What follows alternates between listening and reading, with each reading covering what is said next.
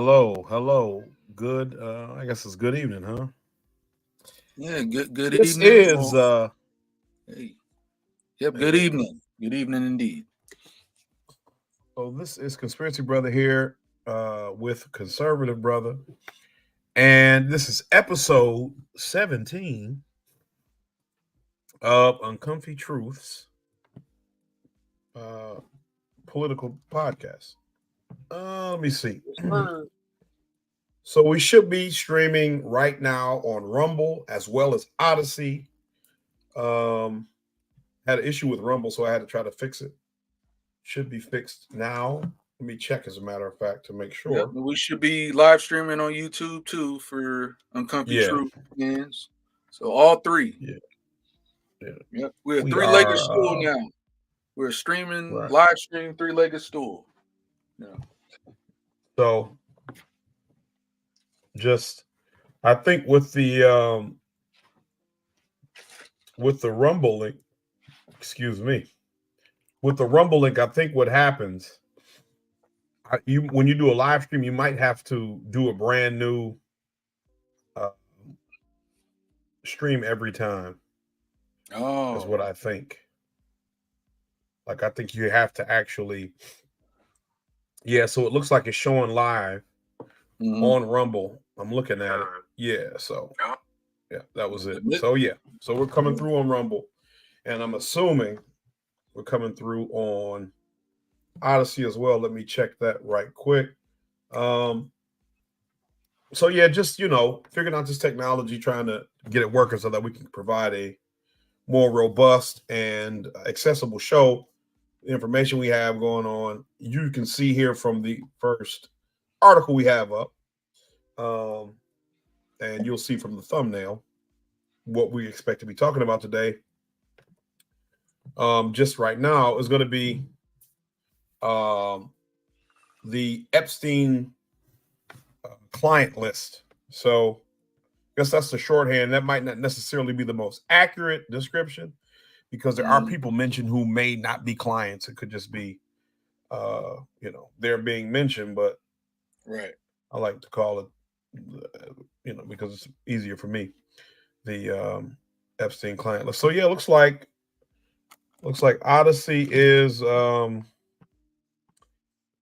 Odyssey. I just got an alert, so we should be good there too. Let me see. But yeah, so yeah. So ultimately, yeah. All right, that's fantastic. But yeah, so let me see. Give me 1 second. So we'll get to this article. This is an old article. It comes from August 19th, 2020. It's in the Daily Mail, which is a UK, I guess it would be considered a liberal publication. And it says, exclusive, quote, would you mind giving it a crack, end quote. Bill Clinton leans back and smiles while receiving neck massage from Epstein victim 22 and never before seen photos during trip on pedophile's plane to Africa in 2002. And that looks like it's written by Cheyenne Roundtree. So it says Bill Clinton Hey, is seen enjoying a neck massage from a Jeffrey Epstein victim in never before seen photographs obtained. And Ben Ashford. Never before seen photographs obtained exclusively by DailyMail.com. The pictures are an ill-timed reminder of Clinton's links to Epstein as the former president. 72 prepares to endorse Joe Biden tonight at the Democratic convention. Clinton is seen sitting comfortably and laughing as Shantae Davies, then a 22-year-old massage therapist, rubs her hands into his shoulders. The images show Clinton, then 56, leaning back while Davies kneels on a chair behind him. And in a second image, he seems to be smiling in relief. The former president had complained of a stiff neck after falling asleep on Epstein's Lolita Express while on a humanitarian trip to Africa in 2002. Epstein's accused Madam Ghislaine Maxwell, who is rumored her father was a Mossad agent and that she had connections to the Israeli intelligence service, secret intelligence service, the Mossad, encouraged Davies to give Clinton a massage while the group was refueling at a small airport in Portugal. Maxwell, 58, was arrested in July and is currently in prison on charges in connection to Epstein's sex trafficking ring. After Maxwell's insistence, Clinton asked Davies, would you mind, quote, would you mind giving it a crack, end quote. Clinton's office previously issued a statement in regards to his travels on the plane and denied knowing anything about the financier's crimes. Bill Clinton wins with pleasure as he enjoys an intimate neck massage with a young Jeffrey Epstein victim in never-before-seen photographs obtained exclusively by DailyMail.com. So I just read all that.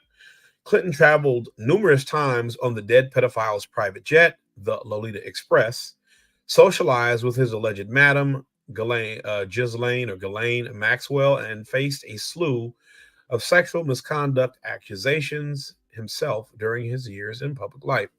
And so what you'll see in the thumbnail is going to be a picture. Let me see if I can find it up. I won't worry about it. But in one of the thumbnails, you'll see Bill is walking Chelsea Clinton down the aisle at her wedding, and there's a circle. Ghislaine Maxwell's face is in the crowd.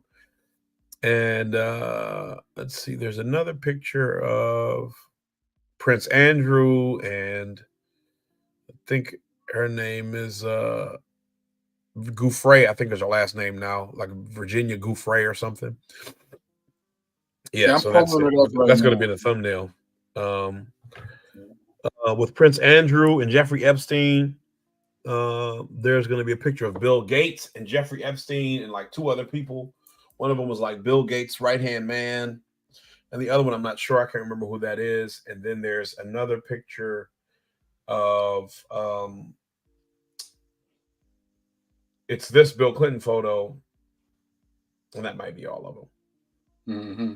But the situation is the reason why, I mean, you know, there could be some people who did not know what Jeffrey Epstein was up to, right?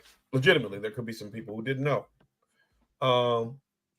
Didn't know, had no clue, right? And but I think I don't know if you have the files or the articles with the release so far, but where is that at? Where can I find it? Most credible. Where's like the most credible place I can? Well, see, I looked at a Reuters article. I could try to find and send to you, and it just had a couple names listed. It didn't have like the full information, so I didn't really get a chance to look and see exactly where. I say we pull up the transcriptions, like the full file with the transcriptions. We can look at them right now. Yeah, but so the plane is called the Lolita Express, right? Mm-hmm. And I don't know how many people have read about or read the story Lolita by Vladimir Nabokov, which is he's a Russian-American novelist. It was a book written in 1955. And I'm looking at Wikipedia right now, and it says Lolita is a 1955 novel written by Russian-American novelist Vladimir Nabokov, which addresses hebephilia. Hebephilia means the strong, persistent sexual interest by adults in pubescent children who are in early adolescence, typically ages 11 to 14. Okay. So this is what this man in this story is interested in a pubescent girl.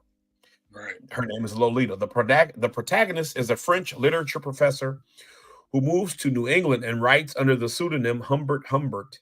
He describes his obsession with the 12-year-old, quote, nymphette, end quote, Dolores Hayes, whom he kidnaps and sexually abuses after becoming her stepfather. Privately, he calls her, quote, Lolita, end quote, which is the Spanish nickname for Dolores. The novel was originally written in English, but fear of censorship in the U.S., where Nabokov lived, and Britain led to it being first published in Paris, France, by Olympia Press. And I think that is because I want to say the age of consent in Paris, and well, in France is like 13. Mm-hmm. I think the age of consent in Mexico is 13 too. A lot of European countries have a really low age of consent because, you know, I guess before modern sensibilities, you know, I think the UK might be 16, but like I think Portugal is 14, Spain is like 13. There's one country where it's like 11, but I can't remember which one. I don't think it's not Mexico. But so that's why he named his plane after this character who was sexually assaulted Mm-hmm. a girl, a 12-year-old girl, and that's what he named his plane.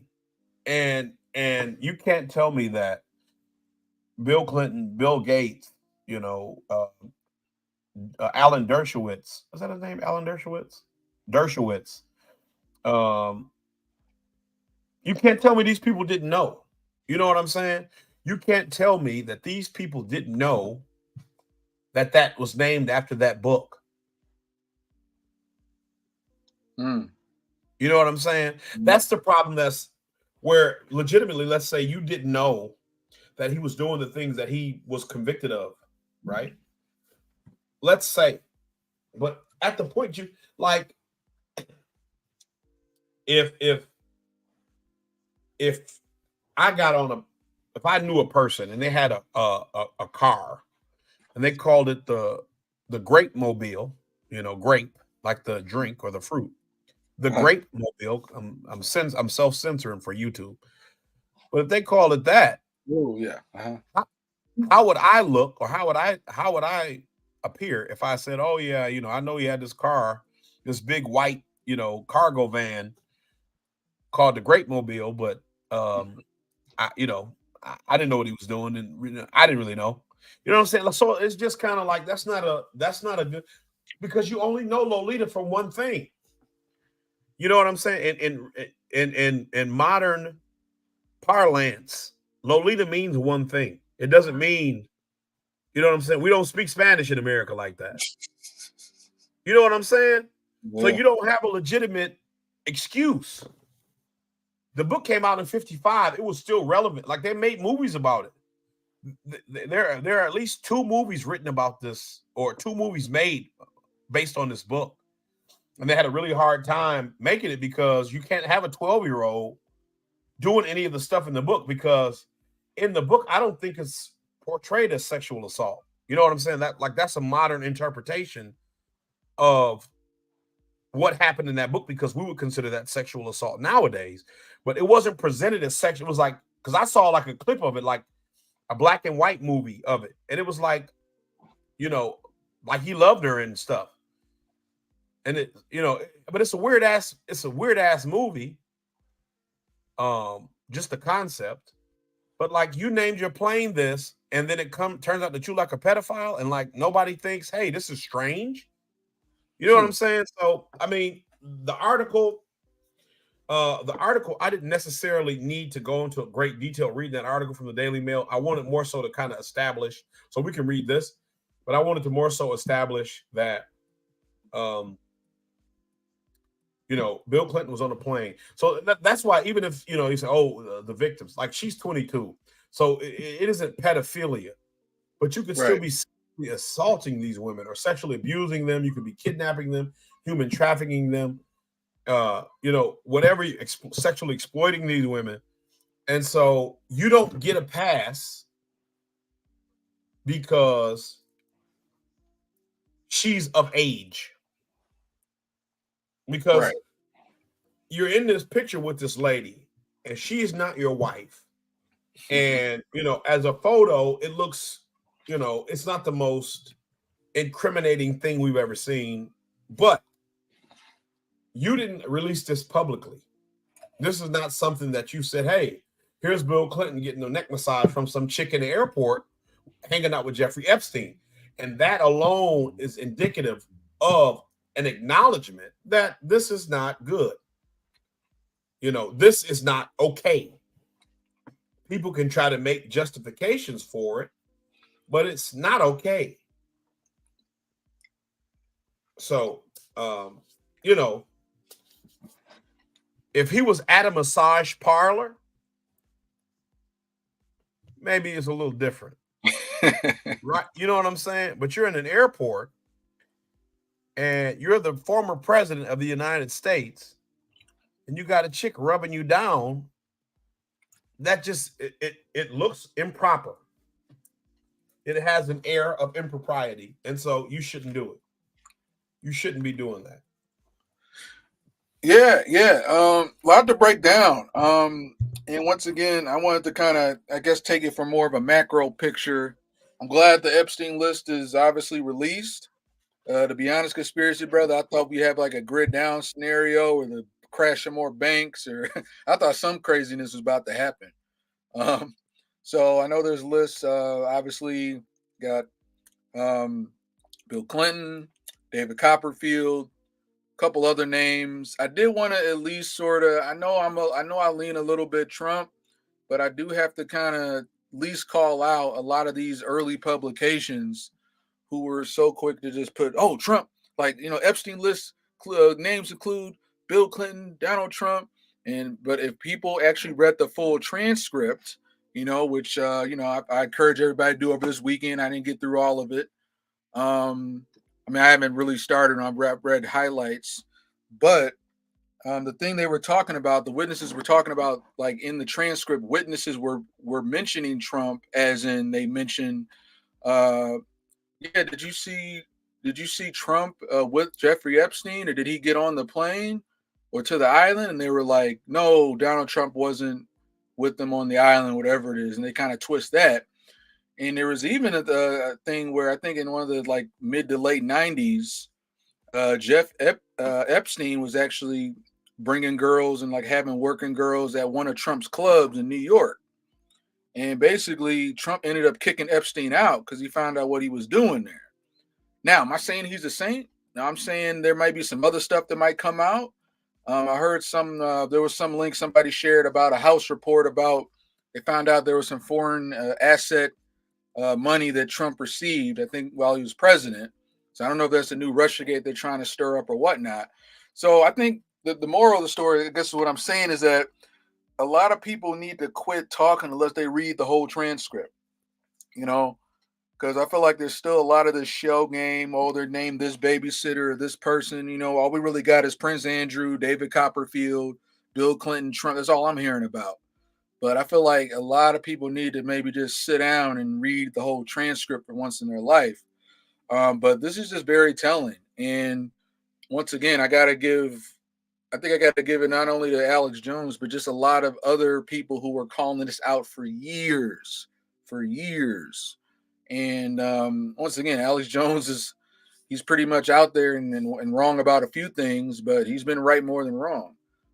So I think this is, validation and at least some sort of consolidation for a lot of people who were calling this out for years. And my only thing is, how are they going to spin this? How is the media going to start spinning and mental gymnastics? And you kind of already see it like, well, Bill Clinton, it was kind of just, a casual thing. It wasn't like that. They weren't of it. So you're already going to see the spin story starting to come. And the question I have is, why are you on the side of defending this? Why is your first knee-jerk reaction instead of going like, wow, I can't believe this, but here's the evidence. I need to learn more. I need to talk to that person who was talking about this for years. But instead, the mainstream media is just starting to sort of brainwash people into going like, well, that's just a little nothing bird. They're trying to turn this into the whole Biden documents or anything with Biden, just a nothing burger. Don't worry about it. Oh, it's just a conspiracy. So you're already seeing the social mass psychosis going on with it. And yeah, and just to be honest, like, yeah, this looks pretty creepy. But this is something that people have been talking about, but people have been calling out. Um, and I think people, if they spent more time, like instead of asking, "Oh, that's not true. That can't be. I never heard of that. My favorite news outlet didn't say that's true." They should be asking themselves, "Man, how come I never was told that? What else should I be learning? What else should I be, looking into?" So that's kind of all I got for right now. I know there's a couple points I meant to make, but I'm missing. I'm sure they might come back to me. But conspiracy brother, anything else you want to finish the article or hop over to another one? No, we don't really need to finish it. I think we can look at that if you want to try to go into the transcript. We can do that. I really just wanted to do this to kind of set the tone for what I was going to say. But one of the things you brought up that I wanted to comment on was when you said, why don't people look at these types of pictures and say, hey, how does this happen? And the reason is because, like I've said before, like these people don't stand on anything, right? They don't really have a moral obligation to anything. All they're concerned with is that their team wins. And so long as their team is winning behind whatever is being done, they don't actually care. You know, you look at like I looked up to see if Obama or Joe Biden had taken any pictures with Jeffrey Epstein. And the only picture I could find of Biden with Jeffrey Epstein was one where it could be photoshopped. So I wasn't sure if it was real or not, because the shadows kind of look different for them to be in the same location. But and then Obama, I didn't see anything at all. Oh yeah, and I do want to add. I want to add to that too. Also, another thing for like a lot of the more far right kind of out there conspiracy theorists, just because any person, celebrity or not, just had a photo with Epstein doesn't mean they flew on the plane, went to the island, they're a pedophile. So I think sometimes we get a little too wrapped up, even if there, obviously there's going to be photos that are AI or Photoshop, but it's about kind of looking into the case, reading this transcript that we're about to get into and looking at documented evidence, following people that have been doing it for a while, like Alex Jones or whatnot. Obviously with a grain of salt with some of them. But yeah, like just how if I see tomorrow that it turns out there is evidence that Trump was on the plane and was on the island, I'm not going to be that big of a Trump fan. I would say I'm still kind of neutral on Trump. I've been leaning on him a little bit. But yeah, if it comes out tomorrow and there's hard evidence, kind of like in this transcript or somewhere else, that yeah, he was doing that shit, I'm not gonna really be on Team Trump as much.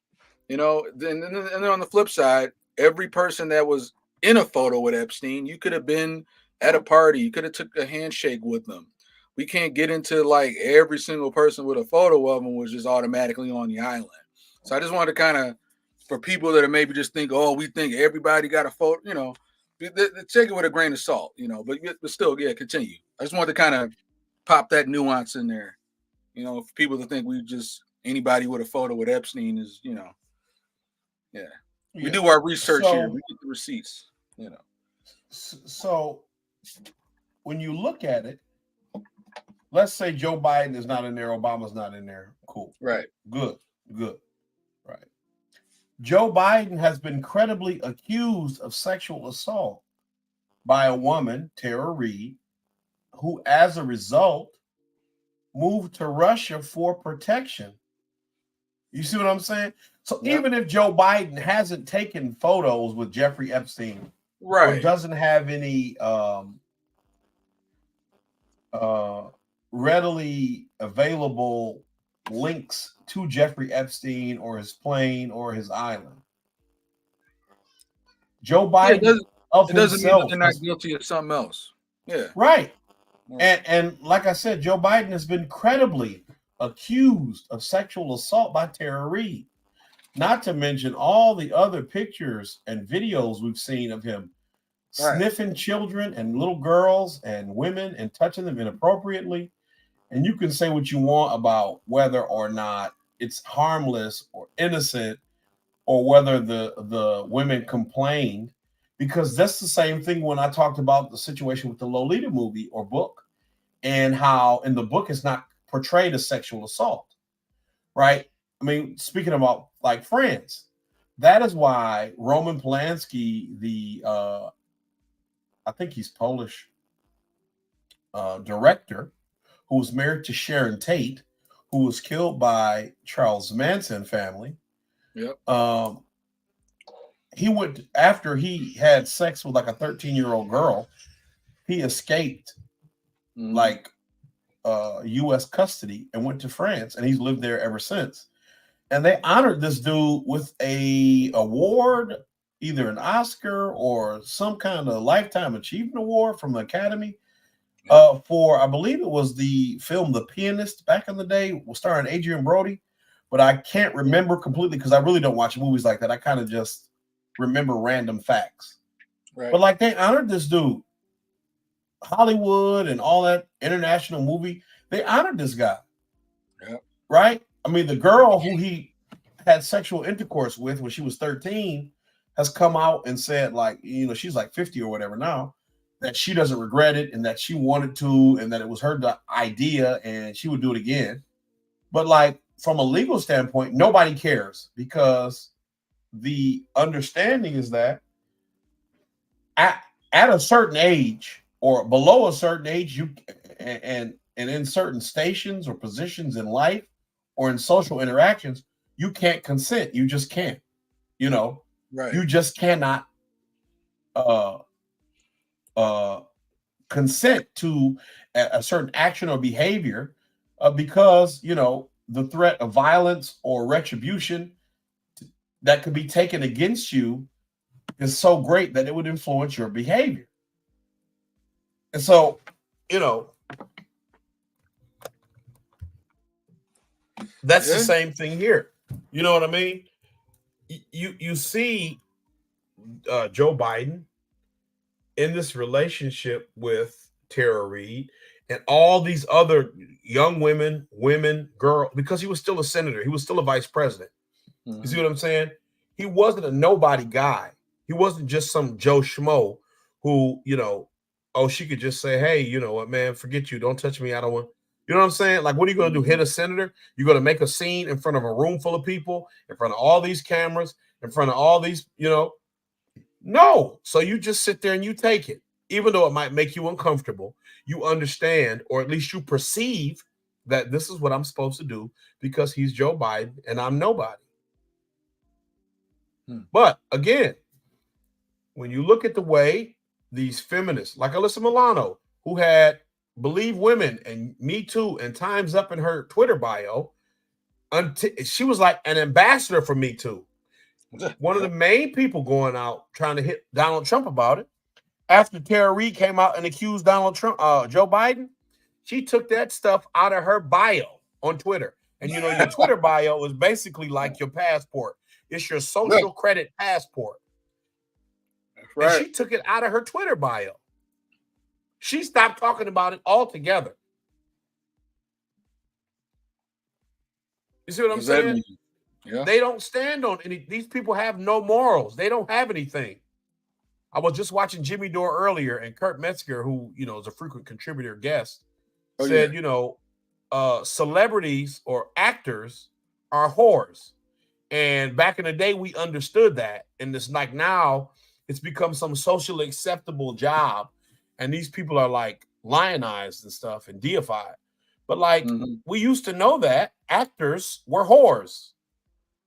Yep. And I mean, for me, you know, one of the reasons why I'm not so big on like movies and stuff is because I kind of think on a level of principle.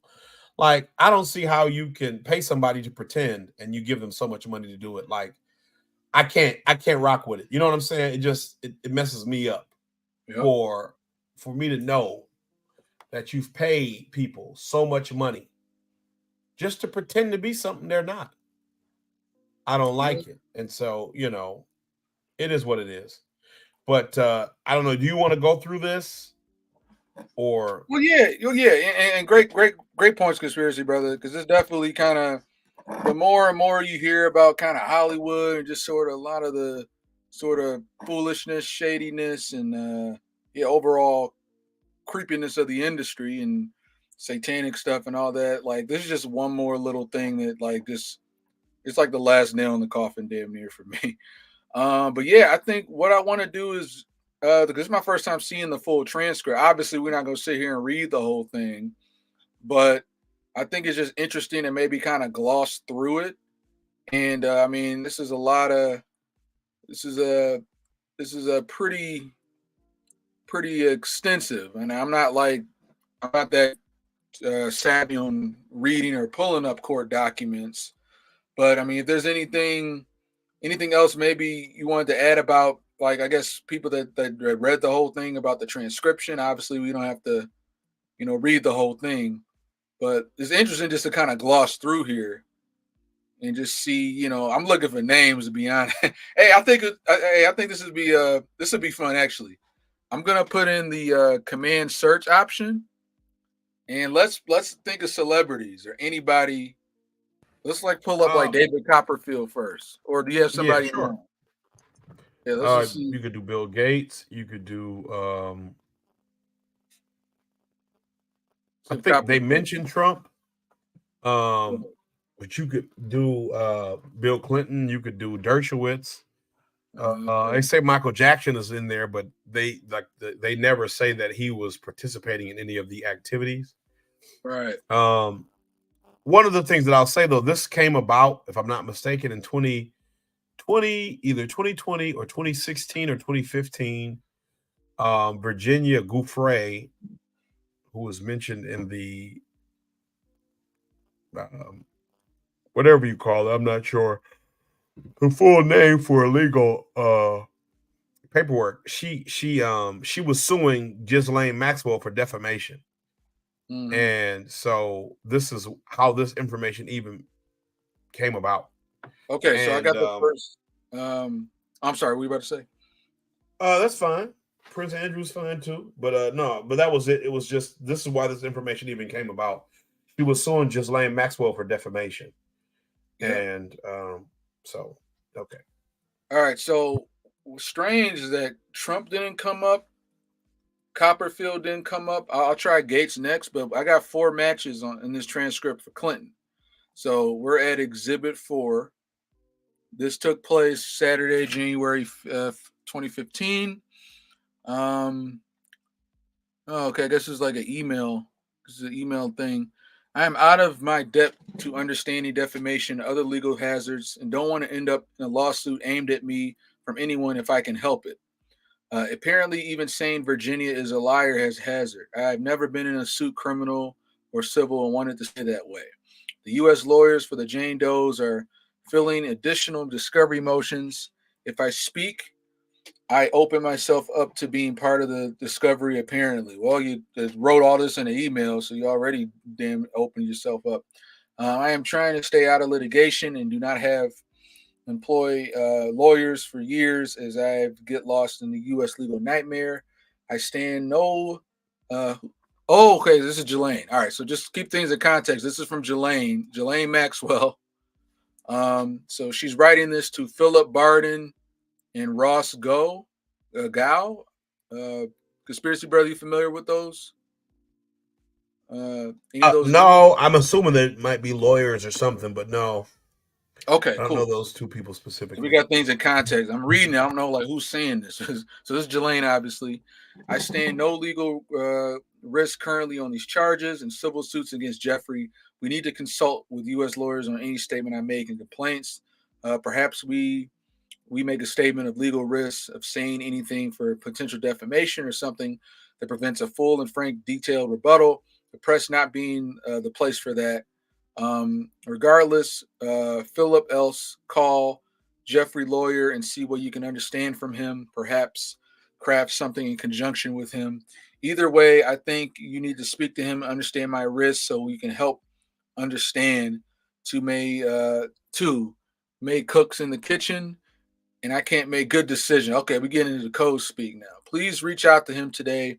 I've already suffered such a terrible, painful loss over the last few days, and I can't even see what life after press he'll even looks like. Statements that don't address all, that just lead to more questions. What is my relationship to Clinton, Andrew, and so on?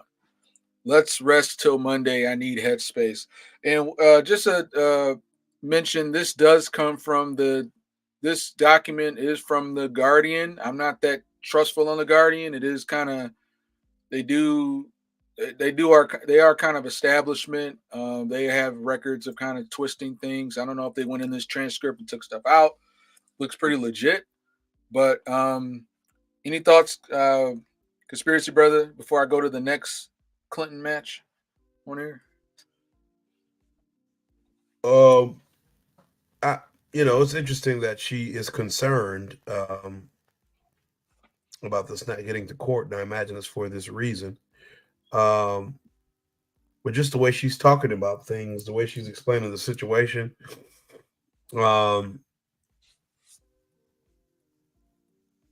it's interesting that she uses these terms of phrase.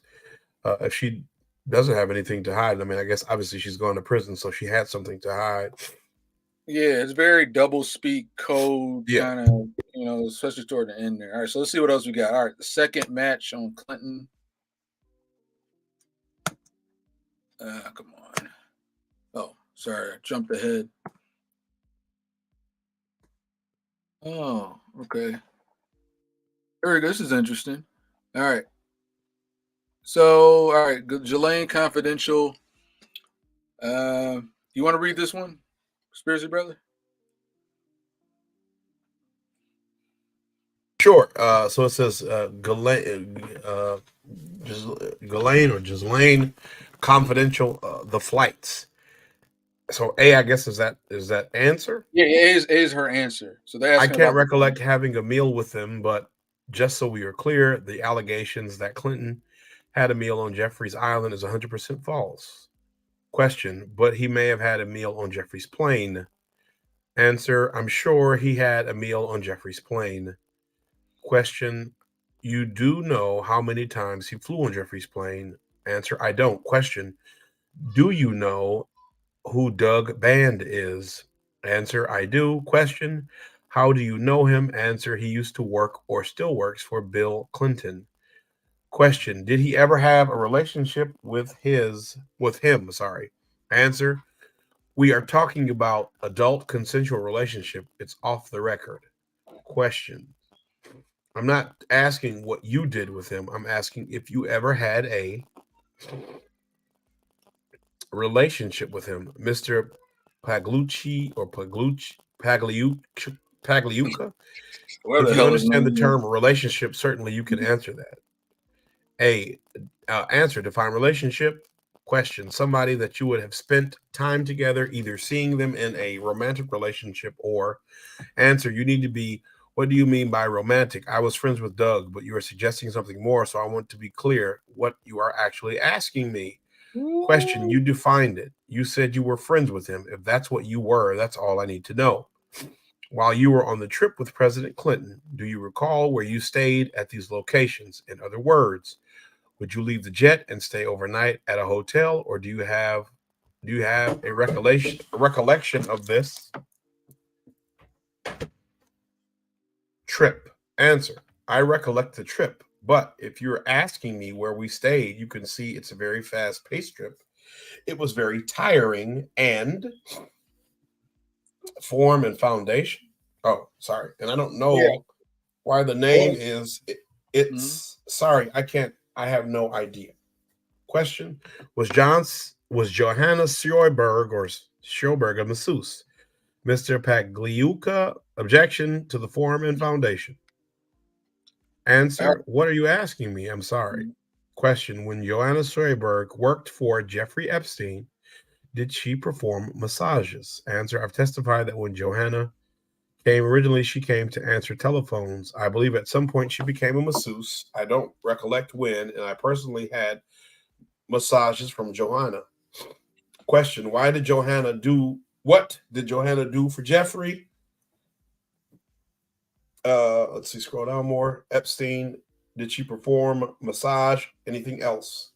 Mr. Pagliuca, objection to the form and foundation. Answer, when she came, she answered phones. You gotta scroll more. And at some point, I believe, I don't have any firm recollection, but I believe she went to school and became a masseuse. And I had massages from her. Question, did you ever have any sexual interaction with her?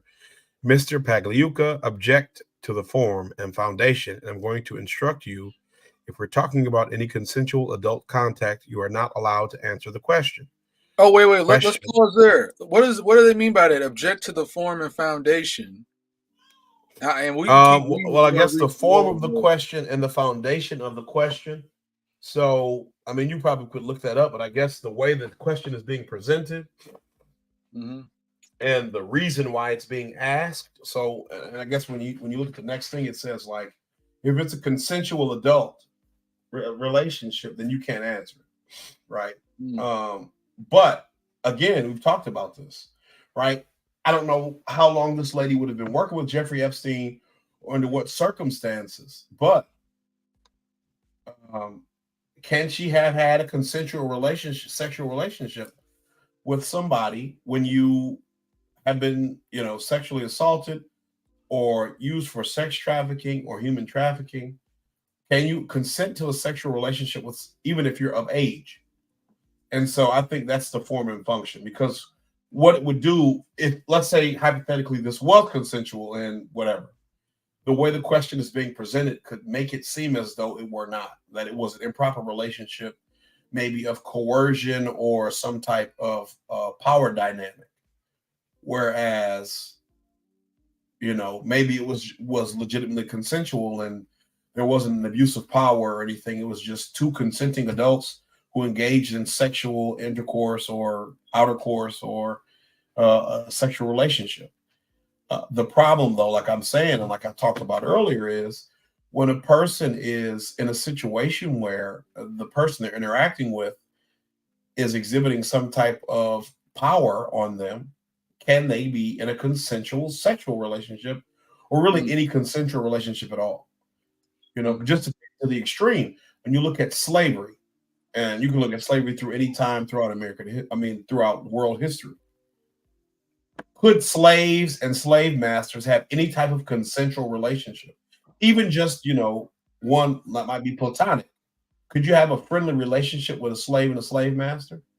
Maybe they had, cordial interactions, but if a person is enslaved, I find it hard to believe that they could have willingly cordial or friendly relationships. One that wasn't completely informed or guided by the enslaved person's situation and the potential for punishment or some other type of retribution. You know what I mean? Yeah. I mean, because it's complicated, especially, it kind of got Stockholm syndrome. Yeah, exactly. Yeah. That's exactly it. A lot of nuance. It's a lot of, and it's kind of like a couple been together, love, hate, kind of crazy love relationship. You're off and on. You're fighting 1 minute, then we're fucking, the next. Excuse my French, YouTube. But yeah, there's a lot of nuance to that, especially kind of like predator versus the prey. Victim. Like when you think about even, when you look at alimony and how it's supposed to work out, you married to a woman, you say for 50 years and she never works. She never works. Maybe she was a stay-at-home mom and a homemaker. She never works. 50 years. And then you get a divorce, right? Yeah. And then she'd be SOL because she doesn't have a work history. She doesn't, so it would be that same situation. She belonged to the street. Right. Without, in its purest sense, without the potential for alimony or some type of social benefits for a person like this, you would have to stay in a bad relationship or potentially abusive or some other type of marriage that you might otherwise not stay in, because the potential for a degraded life is high. And it's the same with this, it's the power dynamic. Now I'm not making a moral statement about divorce or anything. I'm just trying to paint a more clear picture. You have this power dynamic that is being, disproportionately abused or affected from the nature of the parties involved. And so, form and function or form and foundation, that is my assumption what that means. Okay. I don't know. So let's see. I looked up Gates. Nothing's coming up. That's why I'm a little. And then I'm looking up other articles, and it's showing like Chris Tucker was named, Kevin Spacey, but I don't know. I guess we don't have the right document. This is like a. Well, they said only something like 40 names were released of the 150 that are recorded or whatever. So I assume that there are just more people coming out, because, like I said, when I didn't have this document. When I tried to look. It's like When I tried to look, you click on the hyperlinks in the article saying a newly released document, you know, the 40-page document here, and then you click on it, it just redirects you to another article. right? And I'm like, I want to see the damn transcript. So this is like the mainstream media foolery. Well, see, what I was hearing though is this might be it. Like this just might be it, and so the media hype behind it is all fabricated because what you'll actually find is this, not something more consequential or seemingly consequential. Yeah, so. I'm like, none of these names are showing up when I'm putting it in the search. So it's just kind of like, I don't know, they're trying to make it into nothing burger. There's a lot more to it, but they try to cover their asses, you know. But yeah, the only name that came up was Clinton, at least in this document. But I'm trying to see. And I mean, even on this thing, even to sit and think about Clinton, you know, in 2016 when Hillary was running against Trump, Juanita Broderick was at one of the debates, and she accused Bill Clinton of sexual assault in the 90s or something, or the 80s. And even Hillary, at least Juanita Broderick said that Hillary told her, she shook her hand and told her she appreciated all that she had done, like acknowledging that Hillary seemed to know that Bill had sexually assaulted this lady. Mm-hmm. And she said Hillary squeezed her hand real tight and like looked at her really close. Wait. All right, hold on. We got a couple of names. Oh, I thought I said Kenan Thompson. All right, never mind. I'm just scoping for celebrities. But yeah, keep going. Yeah. Well, yeah. So, I mean, you know, that's all I had. Just,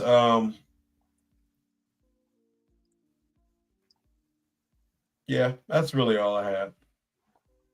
All right. But you have two presidents or former presidents, however you want to look at it, who have been credibly accused of sexual assault, and nobody's gone to jail for it.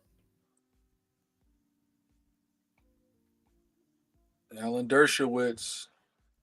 I remember he was on the Kim Iverson show, and she kind of pulled the rug over him, like, hey, by the way, weren't you know, what can you tell us about Jeffrey Epstein representing him? He got like kind of pissed about it. But yeah, he said something like, I won't be back or something, which, I mean, you know. This is the last time I'll be on this show. And I'll tell you that much. Which, you know, that just shows a person who's running from the truth. Because like I've said, and I can't remember, what did he name his island? Because he had an island, the Virgin Islands. He had a ranch in like New Mexico or Arizona. And they just had like really weird, provocative names. Yeah. Now it has right here, basically Alan Dershowitz is listed under identities of individuals likely to have discoverable information relevant to disputed facts alleged with particularity in the pleadings. So a lot of another word, you know, a lot of wordplay there. The way of saying they got something to do with it without saying it. So Alan Dershowitz is on that list. Those black lines are for names that have been redacted, so we don't know. I think there was 3 redactions so far of people who did not want their information released.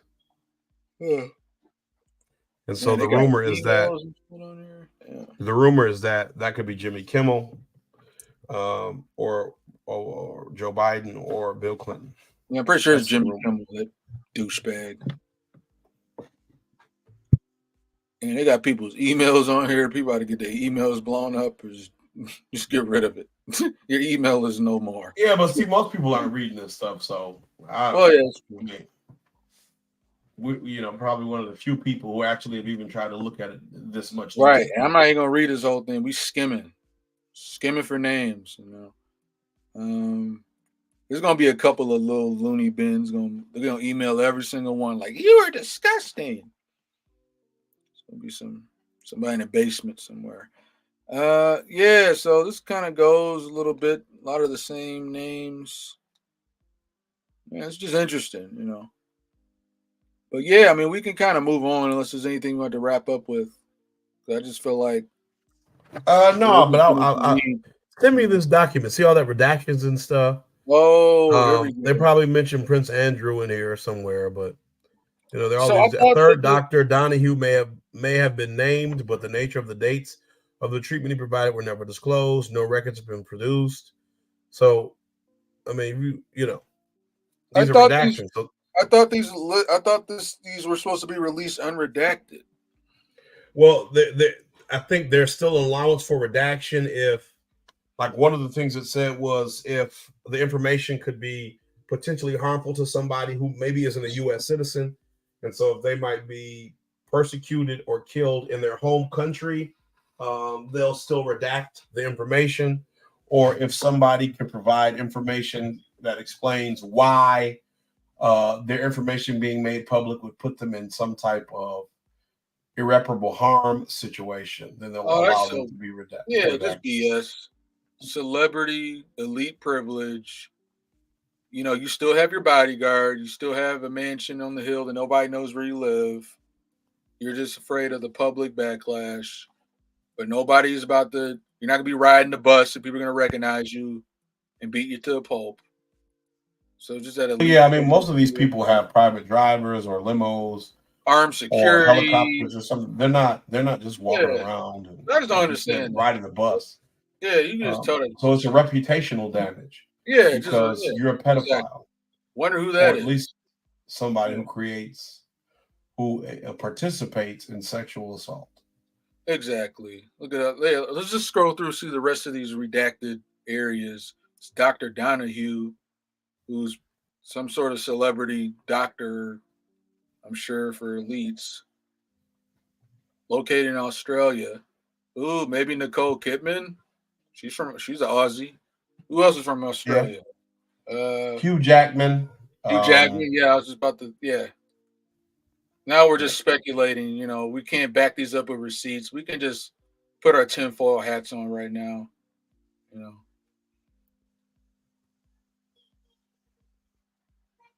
Yeah, it's just not fair. But yeah, let's just get through the rest of these redactions. Plaintiff's mother. Oh, okay. Lynn mother. Okay, Miss Maxwell learned that. Blah blah blah. So how do you think they weren't able to redact Bill Clinton at all? They redacted all these other people.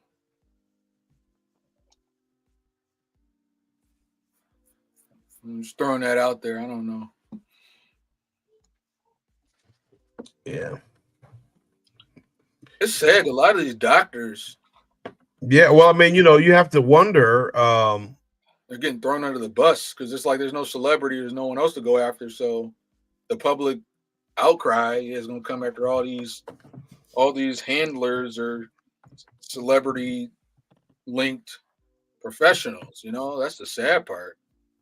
They were, they had a hand in it, but they shouldn't be the only ones, brought into the light. It's kind of fucked up. Well, yeah. It's like there was I was watching Jimmy Dore. I think they said Robert Kennedy Jr. was mentioned. Somebody who, and I think really what happens, man, is I think there are a group. Jeffrey Epstein may be the most famous one, but I feel like the fact that he became publicly known shows that he maybe have just been the low-hanging fruit to confuse and distract everybody from what's going on. Mm-hmm. Because, he kind of went from total obscurity to being the most prominent face. Like, it's one of those situations where, like, Chris Rock had this joke, and I believe it was in Bigger and Blacker, his comedy album Bigger and Blacker. Mm-hmm. And he was talking about Farrakhan. And he said, Farrakhan hate the Jews and he said, black people don't hate Jews. Black people hate white people. That's what Chris Rock said. Mm-hmm. He said, we don't have time to divide them all up. We just hate white people. You see what I'm saying? Mm-hmm. And obviously that's just comedy. It's not a Right. But like the story, the joke he was telling is we don't have time to differentiate all this stuff. Yeah. And so like where Hitler is like the face of anti-Semitism. And so whenever you talk about say, oh, the shorthand, but like for black people, there's not a synonymous figure who represents racism or slavery or Jim Crow. Like, you know, there's not a single like a single entity who encapsulates that hatred in a physical form in some kind of way, a symbol, you know. There's not a singular thing. And so just like with this, if you make Jeffrey Epstein this singular face of this hidden cabal of pedophiles, when you kill him or when he commits suicide or whatever you want to call it, Epstein. then you can act like it don't exist anymore. Yeah. Right? Just like the Harvey Weinstein. This guy is the only producer, director, whatever, in the history of Hollywood who had a casting couch or who made women and young women perform sexual acts or give sexual favors, trade sexual favors for movie roles and success in the movie industry, right? We know that this happens. The casting couch, that concept is not new. Yeah. Right? But if you could make Harvey Weinstein the face of this type of behavior, and then you eliminate him either from public view or from life itself, then you could say the problem is solved because you don't see it anymore. Right. And as long as Ghislaine Maxwell holds up her end, which I'm sure the leads made with her, like she could just serve, I think she got like what, 20 years or 20 years of life or something like that. And she doesn't get a little selfish and speak up for a deal, and she could live her life behind bars, you know. But as soon as, you know, like, hey, Ghislaine, Jeff's gone, so you're going to be the face of this thing. You take one for the team, and you can live a nice, comfortable life, little elite cell in a nice kind of minimum security prison, and we'll take care of you. So and I think she probably smart to take that bet. Because other than that, and see, that's the thing. Yeah, that's the thing about it all, because like I was talking to, this is kind of unrelated, but it's also kind of not. Right. But I was talking to my wife and a friend of hers about this LGBT trans activist in Philadelphia. She or they, he, I don't know. It's a male to female, so yeah. He, they, whatever.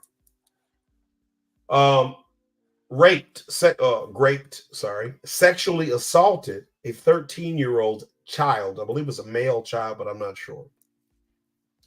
And the newscaster is still calling them a she. You know, she was released on bond or whatever she was arrested for.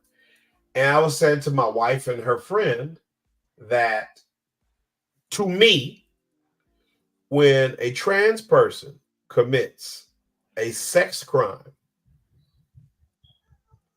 they, in my opinion, forfeit the right for people to continue to indulge in their belief that they're whatever they want us to believe they are. Right. You know what I'm saying? So, like this individual, you have committed sexual assault on a person 13 years old or younger, I think. Well, I can't remember. You don't get the courtesy of somebody referring to you as a female anymore. Right.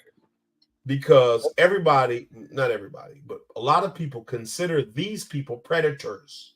And so when you embody the predator, when you actually are the predator that people are afraid of in this community, what it does is it taints every action that you have undertaken with that perspective. Woo, we got full pages. Got full pages redacted. Look at this. Right. Whew. Nah, there's nothing to hide here. Nothing to see here. Well, that's the thing. Like, you look at the Constitution and the right to privacy. And like, you get pulled over, or if the police come to your house and they want to come inside. and they don't have a warrant, and so you say, "Hey, I don't want you in here," and they'll say, "Hey, can you just come in? Let me look around or whatever." If you don't have anything to hide, or people say that, and it's like these people redact information when they do have something to hide. Right. How do they get the opportunity to do that when I am innocent? Elite And you privilege. still want me to comply to these types of tactics? You get what I'm saying? It's a complete bastardization of the process. The government is not supposed to have constitutional rights. The government is us. It's supposed to be we the people. People that we elect, institutions that we fund through our taxes, in order that we as individuals don't have to focus our attention on these specific topics. We could come together and build resources and energy and time and combine all those. But what happens in modern society, the government, the politicians, they have the rights, they have the protection, and we are all left out in the cold. Yeah, that's pretty much it. And thanks for you guys for tuning in. Uncomfy Truths. We just finished our first segment on the Epstein files. And Conspiracy Brother, if you get a chance, let's try and if we can pull back up that banner like with the full text, so we kind of keep that going. But just go ahead, and while you set that up, we'll move on to our next topic. We can stay on Epstein all day. But this next, I imagine that we'll definitely be hitting this back. Because as more information becomes available, you just you have to see what's in there. Oh, more to come. Oh yeah, we will be touching on this over and over again. That's what we do here at the Comfy Troops. So next article, this is from the Business Insider, Yahoo Entertainment. More people are canceling their streaming services as companies like Netflix, Amazon, Disney hike prices. The percentage of customers canceling multiple streaming subscriptions has increased. Streaming companies have been raising prices, cracking down on account sharing, introducing ads. No more Netflix and chill password sharing for you. 24% of users canceled 3 or more streaming subscriptions over the past 2 years. As content streaming companies continue to raise their prices and crack down on account sharing, a bigger percentage of customers have been canceling their subscriptions. The volume of people in the U.S. nixing subscriptions to major streaming services such as Apple TV, Discovery, Disney Plus, Hulu, Max, Netflix, Paramount Plus, Peacock, Stars rose to 6.3% in November 2023 from 5.1% earlier, according to the data from subscription analytics provider Antenna. Who remembers antennas? I remember a little rabbit ear antenna on TV I had growing up. Nearly one quarter, 24% of U.S. subscribers canceled at least 3 of those subscriptions over the past 2 years. As of November, that's up from 15% in November 2021. Netflix said in May 2023 it would start charging U.S. subscribers an extra $8 to add additional users who live outside their households to their accounts, and raise prices for both of its lowest tier ad-free plans and its premium plan just a few months ago. HBO raised its subscription prices last January. Amazon Prime Video recently announced it would be introducing ads, which subscribers would have pay an additional $3 a month to avoid. Apple raised the price of an Apple TV Plus subscription by $3 in October, and Disney raised the prices of both Disney Plus and Hulu back in August. All those little increases add up. Many consumers, it seems, are saving where they can. This doesn't necessarily mean that those subscriptions stay canceled, though. Some users whom Antenna refers to as serial churners repeatedly subscribe and cancel streaming accounts rather than maintaining continuous subscriptions. All right, so Conspiracy Brother, what you got on that?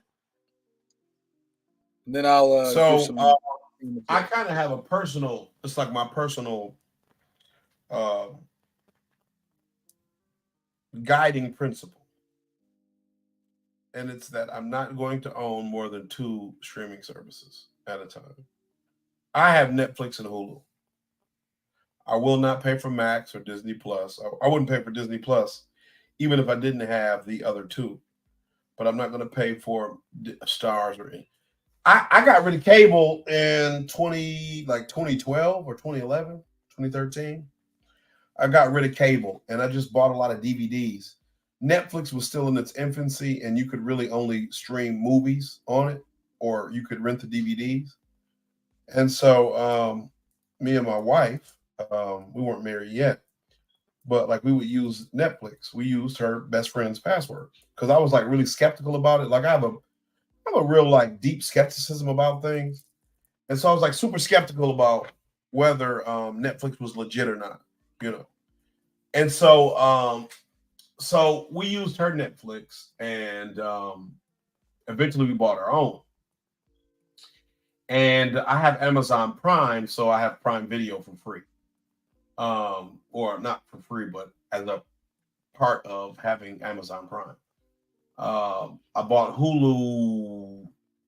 I think it was a show my wife was watching is the reason I bought Hulu. I don't think it was my idea, but I own Hulu, or whatever Hulu.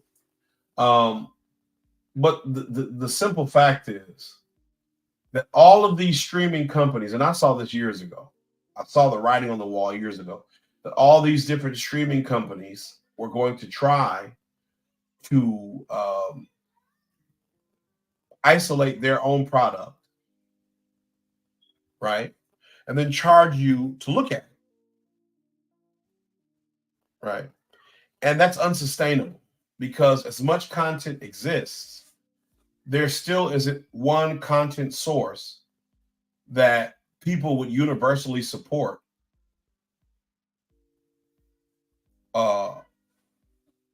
You get what I'm saying? There are so many multiple places to get content from that nobody would just, there aren't enough people to sustain this one source, right? I'm not going to just watch HBO Max shows or Discovery Channel or Disney Plus. Like that still doesn't have everything I need. And so you end up in a situation like with Sling. Like I've had Sling before. My dad, yeah, we talked to, like he told me about it. Or to watch. This is kind of still in the infancy of like alternative sources to watch like sporting events and stuff, live TV before like Fire Sticks and stuff became more popular. Yeah, I was about to talk about Fire Sticks. What happened to that? Yeah. Well, I mean, I know people who still use them. I just stream stuff from my phone, and I find sites and stuff for free. There's websites where you can watch movies and stuff for free, TV shows for free from different providers. And so that's what I do because that saves money. Oh yeah, you told me about. Yeah, you sent me a link to one of those. Yeah.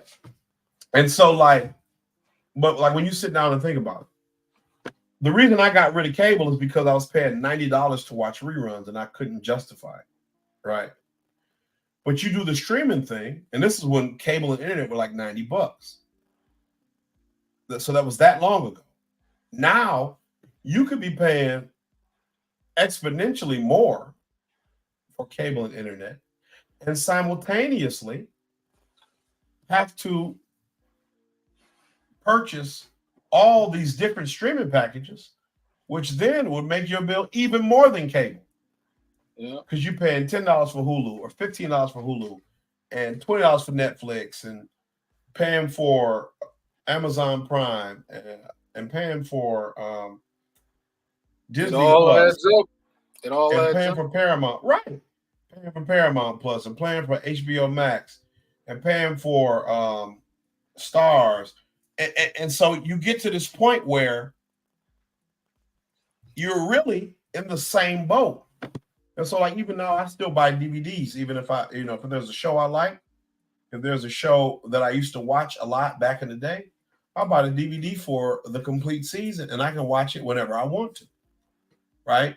They want us to get to this world where we don't own anything. and that you just lease it. They do it because that's the only way they can guarantee a profit.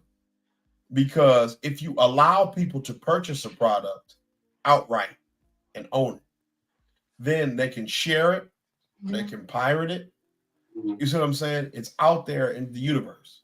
But when they go to these subscription models like Adobe does now with Acrobat, not Acrobat, with the Creative Suite for Adobe and all these different programs like this, where you used to purchase the program and you would get a key and you would unlock it and it was yours for however long, unless they came up with a new one that you wanted.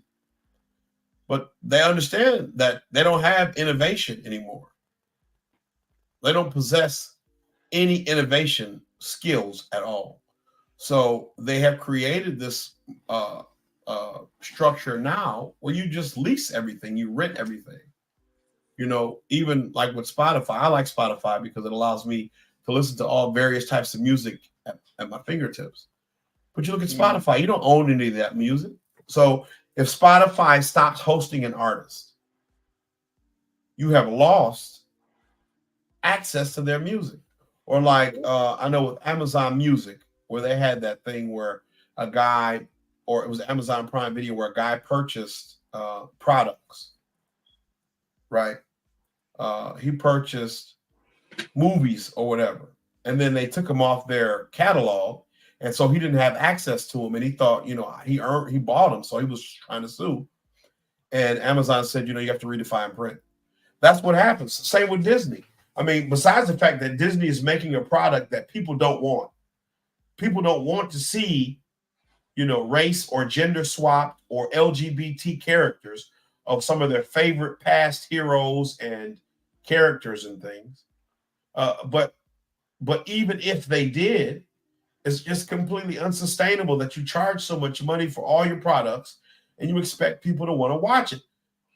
You know, the content isn't that good. Yeah. And I want to hit on kind of, I guess, from a little larger view. Big part of these prices going up. What do we have this past year? A writer's strike. And me having, like, as you know, a little insight on Hollywood. You know, a big thing was when they ended up, there was a writer's strike, first time in history. This two, you know, also at the UAW, which is really big as well. But specifically the two Hollywood strikes, the writer's strike that started in May, and then the actors ended up striking in July or June, somewhere like that. So I think the writers ended up reaching a tentative deal in November. Very lucrative, very, you know, and once again, a lot of unions are corrupt. A lot of union shops, you know, in all different industries. So who knows what the people working at the union, what their cut was that they got out of it that the writers don't even know about. But just from a lot of publications around town, the package and the new sort of residual plan and how they kind of put limits on AI, what's how studios can use AI to cut out the writers. It was very lucrative on the writers' side. So basically, it was an overall loss on the studios, the production companies, all the subsidiaries affiliated with like a Netflix, Amazon, or Hulu and Disney. So where does that cost go? If there's a big cost or price that now they got to give up this bottom line to the writers, guess how they have to recoup that cost? Through the streaming, through the content subscriptions. People were already ringing the bell about this. Like, yeah, we want to pay writers fair and kind of, you know, we want, you know, the right to work. But, you know, when there was just all this talk about how lucrative this new deal was, and I remember it was Fran Drescher, like the president of the Screen Actors Guild, like, oh, this is the most lucrative deal. You know, we've done so well. And they just had their head held high, and same with the writers. So this chick is going to come home to roost. So it's just very kind of, you know, once again, I don't have a horse in either fight, you know, because I'm still independent, neutral. You know, I'm iffy on Hollywood, you know, but I think it's just very interesting on how, once again, writers were struggling, not getting enough, you know, and once again, there was merit to that. So studios had to bleed out and pay out the writers. So guess what? Prices go up. So now we got blood in the streets in a different way with customers who can't They can no longer pay for these 3-4 bundles, 3-4-5 bundles. The prices are going up. So guess what? Now you're going to be seeing subscriptions go down. Subscriptions are going to go down. Therefore, viewership goes down. That means there's less bottom line coming in through the streaming and the viewership. So guess what? That's going to come back around to those same writers and actors who were eating good for now. For me, it was it felt like a very short-term play as far as what they got. I mean, it's going to be a short term where it's going to be really good short term. There's going to be like a lot of kind of turbulence, and then it may get a little better toward the end road. But we're going to see probably going into next year, next couple of years, that a lot of these consumers that have to, they're cutting the cable, like you said, they're cutting down the subscriptions. So now that's going to affect the streamer's bottom line, and now there's going to be, the writers and the actors are going to likely be in the same predicament maybe a year or two from now, where they can no longer afford to pay the writers or afford to give out the payments they were before because their streaming viewership subscriptions have gone down. So it's kind of like a vicious circle. And I feel you, like I like my TV shows. I ain't gonna lie. Like I share a Sling account with a family member as well. I have Netflix, Hulu. I think I share Max with another cousin of mine. So I will admit I do have a bit of a bias because I do like my shows, even though there are certain subscriptions I don't watch as much as others, and I probably do need to cut a couple because it probably cuts into my budget more than I would like. And I know there's like subscriptions where I know I want to watch 1 or 2 shows, but I haven't gotten around to it yet, and I'm still paying for it. But then there's stuff that I've just cut out altogether. I know, like, I'm never gonna watch this. I'm never gonna watch this streamer. So that's kind of my take on it. It's like, I could see it coming back around to bite the writers and actors on the ass again, because, like I said, the streamers are losing subscriptions, losing the viewership, and they gotta cut corners somewhere, So it's gonna come back around, in my opinion. So that's all I got. Anything else, Conspiracy Brother, you wanted to add?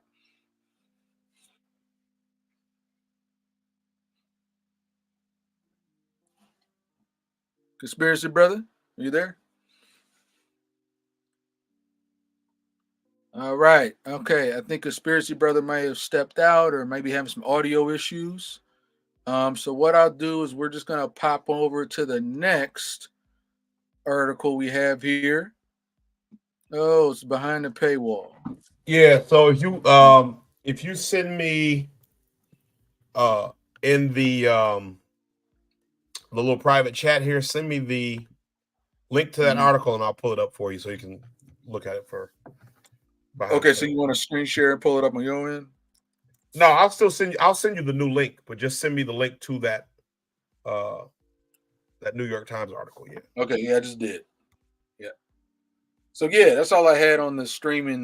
My thoughts on the whole streaming fiasco. I feel like it's going to come back around to the writers and actors because the studios had to pay up, so now they got to recoup those losses elsewhere. And you had to pay all these, union dues or whatever, and people aren't watching the content because, like I said, all this messaging, the LGBT stuff, and nobody wants to see that. Most people don't want to see that. Most people don't have an interest. So there's the link to that article. They don't want to see that stuff. You know what I'm saying? Even if, and I've said this a long time, I have children, and for me personally, I would rather see no kissing in children's content at all, rather than see us trying to make LGBT love or kissing scenes or whatever in movies children appropriate. That would be my. You shouldn't have any type of affection or love or whatever in the movie. And so just for your own, personal knowledge in the future, you can use this website. So is this it? Is this the one? Yeah, this is the article. Yep. This is it. And so this is. You want to go ahead and read this one? Yeah, we can go ahead and read it. It's by Brett Stevens. He's a conservative I believe he is a Jewish person. Mm. He's an editor of the New York. He's like the op-ed contributing editor or something. I think he used to write for the Wall Wow. Street Journal. Talk about a But he wrote title. this. Wow. I'm I'm gonna let you do it. I'm just like, wow, that Well, title. yeah, I mean that's good. I think that's good to give your Yeah. your feelings about it. But Right. it's 20 years on. I don't regret supporting the Iraq War. And like it says, a statue of Saddam Hussein being pulled down.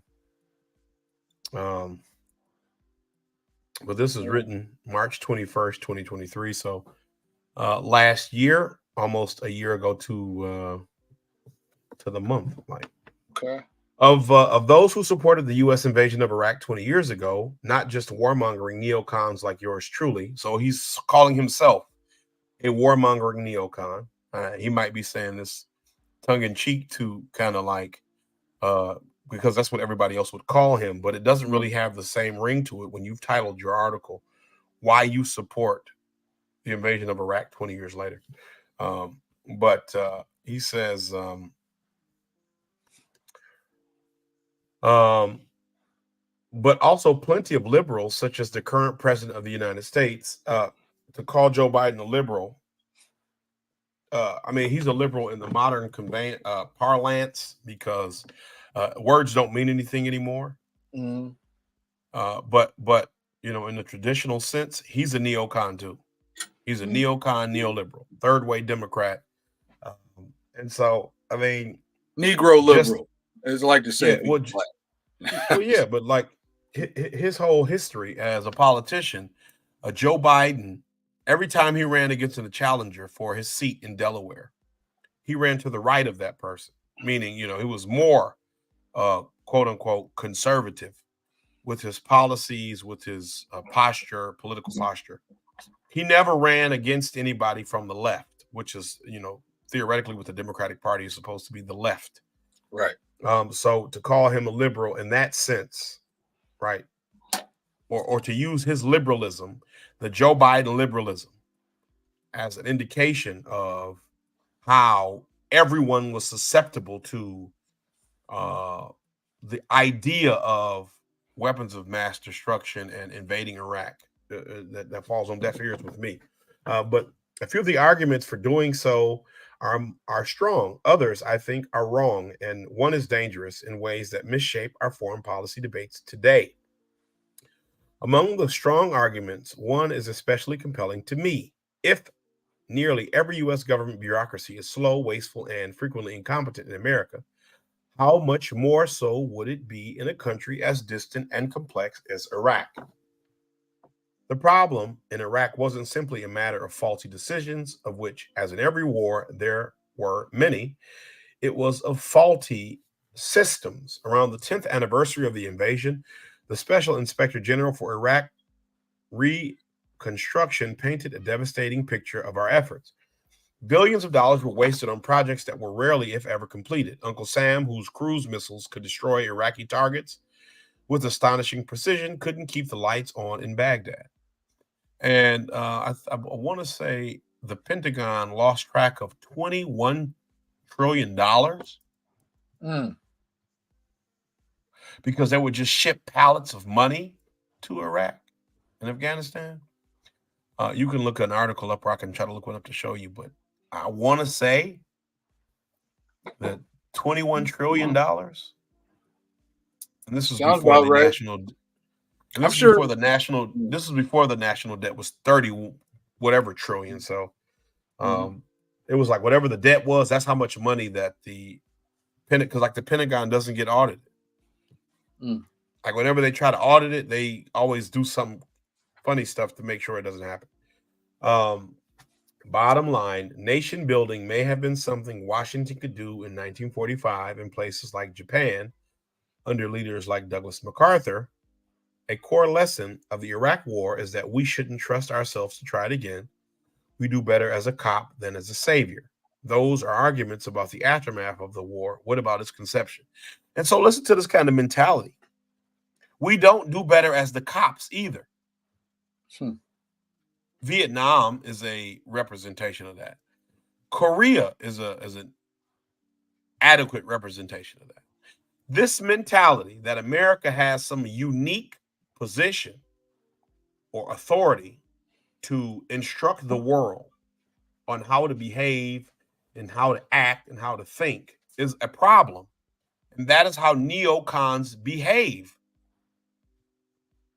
The neoconservative mentality is that might makes right, and America needs it and wants it. And so we ought to go get it. And you sprinkle in that the various types of empire building and whatever mercenary, essentially, missions that the U.S. government goes out on as a result of some foreign allies, Saudi Arabia at some point, and Israel, to name two. The strongest case against invasion, other than the inevitable and tragic toll in lives, is that it would merely empower Iran. That was the private view of several Israeli policymakers I spoke with at the time when I was editor of the Jerusalem Post. But the case looked shaky on closer inspection. Nobody on either side of the debate over the invasion was seriously in favor of strengthening Saddam Hussein as a counterweight to Tehran, as some were in the 1980s. On the contrary, many opponents of the invasion wanted to continue to weaken him through sanctions in the hopes that his regime would eventually collapse. That, too, would ultimately have benefited Tehran. So you see how this plays out? Yep. You know, it's like game theory or something, but it's with real people, where you don't look at the long-term ramifications of what happens out of any other perspective than what benefits the United States, aka the elites, the military-industrial complex, and the elites. That's the kind of thing that psychopaths do. And I'm not trying to be facetious or extreme or, you know, any of that. I'm literally, that is what psychopaths do. And like I always joke with my wife, like I think everybody is like autistic to some degree. Like we all have autism, honestly, like myself included. I think we all have. How can we know? We could have 5-10% in us. We just do certain shit. Yeah, I think everybody is. We're all on that spectrum. But I think the people in charge are like really on that spectrum. Oh yeah. And they're on the spectrum in such a way, like I said, like a sociopath or a psychopath. Yep. They're not able to share normal, quote unquote, normal human emotion. They can't do it. They only look at every interaction as a transactional one. How does this benefit me? How does what is about to happen enrich me personally? And when you live your life that way, one in which you only look at things transactionally, if this, then this for me, you end up talking like this fool. The mental is amazing. Right. To still want to believe or portray yourself or your country as the good guy. We didn't want to empower him, which to use him as a counterweight to Iran.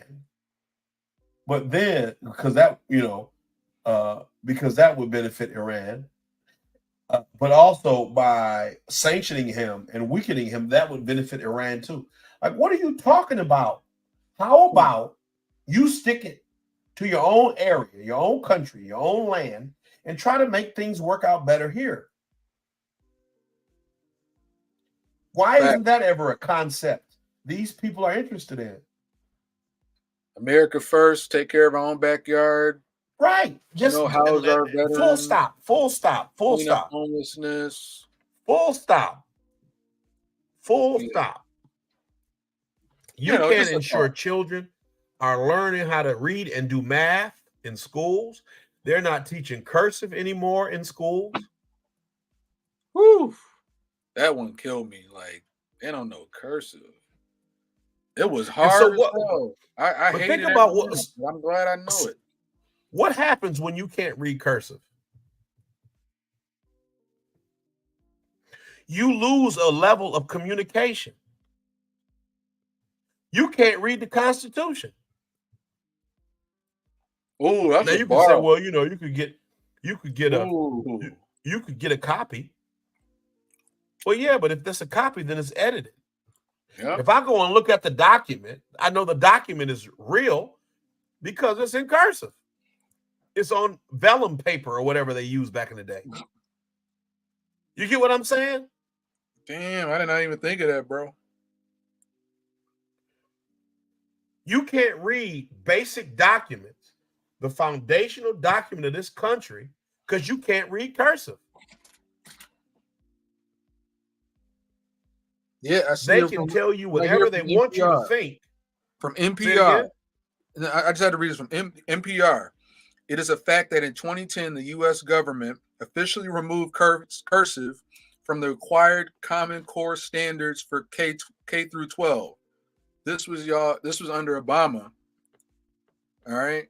2010 officially removed cursive from the required Common Core standards from K through 12. Unbelievable. Sorry. Anyway, keep going.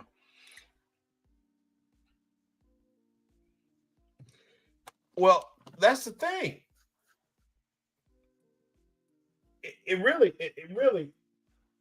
I mean, as much as, yes, Obama did do this, both sides of the aisle support these kind of movements. Yep. The Republicans don't want an informed populace any more than the Democrats do. And people who believe that, and I'm not saying you do, because I know that you don't. Right. But there are people that we know who believe that Democrats or Republicans legitimately have the people's best interest in mind. Mm. And if anything, what you see happen even to the Harvard professor, right, who they said, oh, she was doing plagiarism, and so, she should have to resign from being the president of Harvard. Like we talked about last show or 2 shows ago. Mm. And I don't know if you got a chance to watch the Katt Williams and Shannon Sharp interview. No, I didn't yet. I'm gonna probably sit down and knock that out this weekend. But we do have we can't touch on that. I do have an article we can touch on it, but I have a vague. Oh yeah, no, we're not going to touch on it. But what I wanted to say is this: for everybody, for all of us, when you live and operate within a system. And when I speak of the system of employment or whatever, when we operate in that framework, we're all at the mercy of whoever is in charge. So even though, I go to work every day and I go on time and I don't cause problems and I don't leave early and I don't call off a lot and whatever, any moment my job could just say, hey, we don't need you anymore. So get your ass see you later. Yep. Right? Because I don't control anything. Mm-hmm. I'm not in charge of anything that has to do with my employment or my employer. And that's all of us. That's all of us who are in the system. So they want you dependent on the system so that you'll never be able to have true freedom. All this stuff is a continuation of that. And so you buy into this mindset of this party's good or this party's good or they care about us or they care. And just like I said with the Harvard professor, she was only put in her position because she was Black. That's it. Sure, she was qualified. When a person has a PhD, what makes their PhD more valuable than this person's PhD? Right? Mm-hmm. Because even if you say, oh, well, only 1% of college graduates have PhDs and only, a 0.5% of global populations have bachelors. And, I've already said 1% of all college graduates have PhDs. Let's say whatever the case is, for the amount of people that have doctorate degrees and the amount of people there are in the world and the amount of people that whatever, there's going to be a glut, right? Just because we've gotten to a point in society where in America, at the very least, you are pushing degrees on people to stabilize or strengthen employment. Mm-hmm. And so what makes her PhD any more valuable than anybody else's? Nothing. Yep. She just got picked. She just got picked. So because she just got picked, she doesn't get to set any rules for what happened to her. She's at the mercy of the people who put her in power. And so when they say, hey, we done with you, you get out of here. You plagiarized anyway. They knew she plagiarized. If they didn't know, they didn't care because it wasn't important. But she checked off the box. She Black, and she's Haitian, so she's an immigrant. Boom. So we got knocking out all kind of stuff. And I don't know if she got a husband or a wife, but that's probably another check you can have. And so they use you, and then when you no longer serve their needs, they get rid of you because you don't control nothing. The black face of white plagiarism right there. You know what I'm saying? Yeah, I had to. She's not the Bill Ackman, who is a Jewish, I believe he's some kind of investor or something, billionaire investor. His wife got a PhD, and it just came out. I sent the article that she was plagiarizing from Mercury News, I believe. Right. I put it in a group meet, but she was plagiarizing. Everybody does it. I'm sure they all do it, which is another reason why our education system is so flawed, because you don't teach a skill. All you teach people to do is not get caught. But you don't work on, because this country is founded on Fugazi principles, right? Like, no matter what you think about, even when I talk about the Constitution, as great of a document as the Constitution is, the fact that we lived in a country where there were two tiers of citizenship, two or more tiers of citizenship, lets you know that the foundation of the country was Fugazi. Because what we said wasn't what we did. What we said is what we talked about publicly. What we did at home with the lights off, with the door shut, with the blinds drawn, was different. And so that's just like here now. Our educational system is flawed. And so what kids learn to do is cheat better. They don't learn the contract between truth and how that affects an interaction. And so I want to tell the truth because I want you to tell the truth with me. And I want that to be the foundation of our interaction. Strong, stable, open, honest dialogue. Facts. Right? You don't learn that. That's why I teach my kids. It is not enough for me to be angry when they do something wrong. What I need them to understand is, if you lie to me, you have damaged our relationship. Would you like me to lie to you? So even if there are negative consequences that come as a result of lying, or not lying, but of telling the truth, it is still better for you to tell me for the stability of our relationship as your father, as you are my child. But we don't have that. America is a house of cards, and it hasn't fallen yet. But as we know about houses of cards, they are flimsy. And any slight breeze, any slight knocking or rumbling, and they'll come tumbling down. And that is what we are starting to see now. Yep. And let me, if I could just put in just my thoughts on the latest developments. Obviously, the Claudine Gay, she resigned a couple days ago. And I kind of shared this in the group chat earlier this week. Basically, I'm not upset about her original comments about, depends on the context. It was just very exposing and very, it was just very kind of revealing. So once again, you do have the neocons and a lot of the pro-Israel crowd that, yeah, of course, they're going to throw her to the wolves because they were part of just kind of the woke education system. They fed that. They fed on it. They created that. And she is just pretty much a placeholder, if you will, like a puppet of that machine. And what gets me is not just really her comments. I don't think that alone should have been a reason to fire her, but it's the plagiarism aspect. And I said it was just pure delusion. If this was a case of a conservative black professor accused of plagiarism against a liberal black professor, there wouldn't be any discussion. There'd be straight cancellation. Fire her. Obviously, she would be pro-Israel probably if she's a conservative. But at the same time, there wouldn't be this sort of, oh well, the context. Oh well, it depends. Oh, I don't know. And it wouldn't be so quick to just pull the race card. There's plenty of racism. There's plenty of systematic examples of discrimination that people have cases in merit on. This isn't one of them.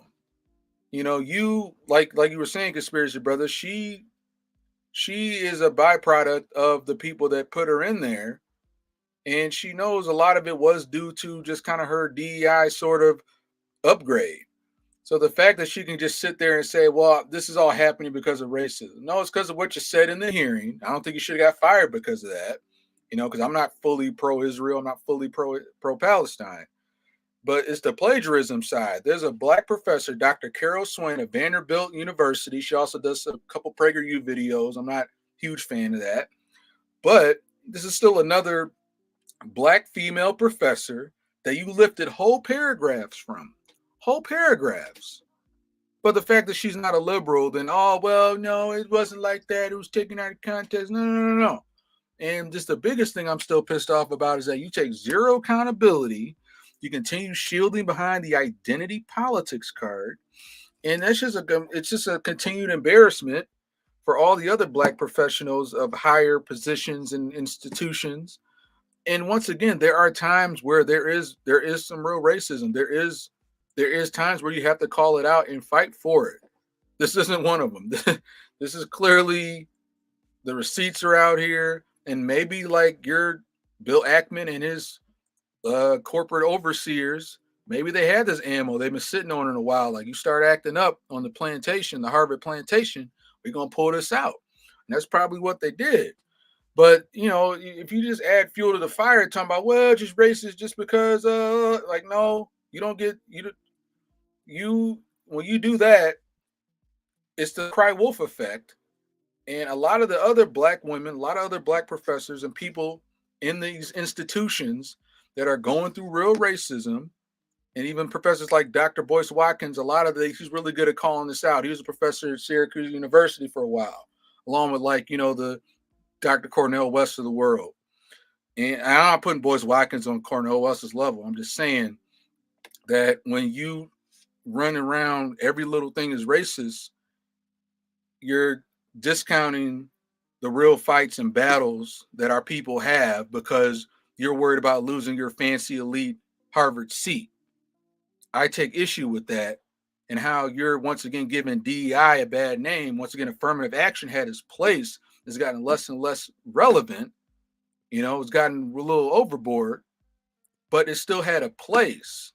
And what you do is you discredit, you spit in the face of other people where those programs and initiatives do count and do matter, because you're worried about your elite privilege, and you're not for us or by us. You're just there to kind of have your seat and scream, oh, protect black women, when you're not even for us, boo.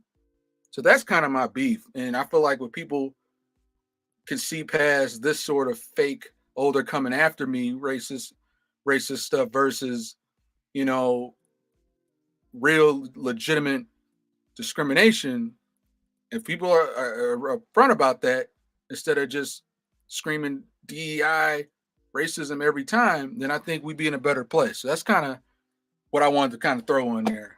So sorry I went a little long on that. No, because I know I've been talking kind of long-winded tonight, but that's my point. When you look at her, because Cornel West, I think he had a tweet where he tried to say like it was a racist attack on this professor or the president. Because I think she still gets to be a professor because she's tenured. So I think she's stepping down as the president of the university, but I think she still gets to be the keep. Yeah, she's gonna be making nearly $1 million a year. She'll be a professor on staff. on faculty. And so, like, no, man, you're only, and this is what I was trying to say. Your only qualification is that you were black. I mean, because having a PhD it's a given, right? You're gonna have the PhD. That's not everybody who was considered for the position is gonna have a PhD. Or if they don't have a PhD, they've got some unique real world experience that, you know, that on the face of it makes them uniquely qualified for the job. Like Larry Summers, who was I believe he was the president of Harvard, and he used to be, like, I don't know that Larry Summers doesn't have a PhD, but I know he worked in the Clinton. He worked in the Clinton administration for the Fed or something, or the Treasury. But yeah, I mean, you have this person talking about, oh, they're coming at me because I'm racist. And like you said, no, man. And Kurt Metzger, Jimmy Dorgan, he talked about this a lot.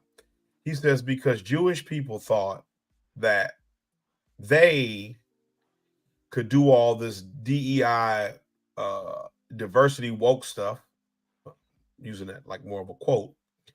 And they thought that they would apply when the rubber came, when the rubber met the road, and people still looked at them as Jews are just white people. And so, Whoopi Goldberg, when she had those comments a while ago, where she said like the Holocaust wasn't, it was not about race. She said the Holocaust wasn't right, about race because it was about two white groups of people. Like the whole Jewish community was like, no, Hitler didn't consider Jewish people white people or whatever. She still got her job. She still got her seat on the View. Well, yeah, she apologized or whatever, and so that's kind of like, as long as you show yourself sufficiently deferential to the people in charge, it'll be all right. They'll let you stay. But but like when you look at that whole interaction and the way, like I was watching a video of Stokely Carmichael back in the day, before he changed his name to Kwame Ture, and he was talking to a Jewish student. He was at like giving a speech, and they were talking about the whole situation with Palestine. And the Jewish student was like, well, don't we have a right? Black people, and what it was is like, what you saw was a very calculating type of tit for tat, where it's like, I'm only helping you if you help us. And so since we helped you, you owe it to us to help us to get a homeland. I'll see if I can find it. I'll send it to you. And that's the kind of interaction that you have, right? With the Jewish community, how they look at like the diversity thing. Because like I was going to do that before for a show. I was going to put up a whole bunch of different actors and stuff and different people and ask if you knew if they were Jewish or not, just by the face. The face and the name. Could you tell who was Jewish? Careful now. Who was? Careful. You're on YouTube too. We might get my live stream might come down any minute. Well, I mean, I'll still have it on Rumble and Odyssey. I know, but you know what I'm saying? Yeah. But the answer is no, you couldn't. Like you wouldn't be able to tell who was Jewish and who was just white. Because there are some people who are Jewish who I have seen. I'm like, wow, you Jewish? Like, wow, I just thought you was a regular white person. And so with a lot of these divisions and stuff, racial divisions and stuff like that, it really ain't based off anything legitimate. It's all like a fabrication or a oversimplification of the differences of humanity, right? Because people are just people. Like, in all honesty, race doesn't exist because everybody's just everybody. If race existed, then you wouldn't be able to procreate with people of different skin colors because it would be like a different species. You see what I'm saying? And so, like, the whole idea of race, it goes back to that scientific racism, or what do they call it? I think it was called either scientific racism or something like that. That's the first time I heard of that. Scientific racism. Yeah, it was like back in the old. Let me see. I'll pull it up because I know we're kind of jumping around a bit. Yeah. We want to get to this. Getting toward the 2-hour mark. I was about to. Maybe if you want to post a link in the private chat, we can do that real quick, and we can go to the Nebraska article. So, okay, we will, but I just want to. So, scientific racism, this is Wikipedia again, is a sometimes termed biological racism, is the pseudoscientific belief that human species can be subdivided into biologically distinct taxa called races, and that empirical evidence exists to support or justify racism or racial discrimination, racial inferiority, or racial superiority. Before the mid-20th century, scientific racism was accepted throughout the scientific community, but it is no longer considered scientific. The division of humankind into biologically separate groups, along with the assignment of particular physical and mental characteristics to these groups through constructing and applying corresponding explanatory models, is referred to as racism, race realism, or race science by those who support these ideas. It says modern scientific consensus rejects this view as being irreconcilable with modern genetic research. And so that's why I said even the idea of race, when you speak of race, right, you are still giving homage to the pseudoscientific racism ideology. So, but well said. Love these deep dives, man. I mean, it's a lot of stuff, that I read and look up and talk about, but it's just a matter of time. Like, if we could do a show every day, I'd still have some stuff to talk about where we get off on a tangent somewhere. And so, we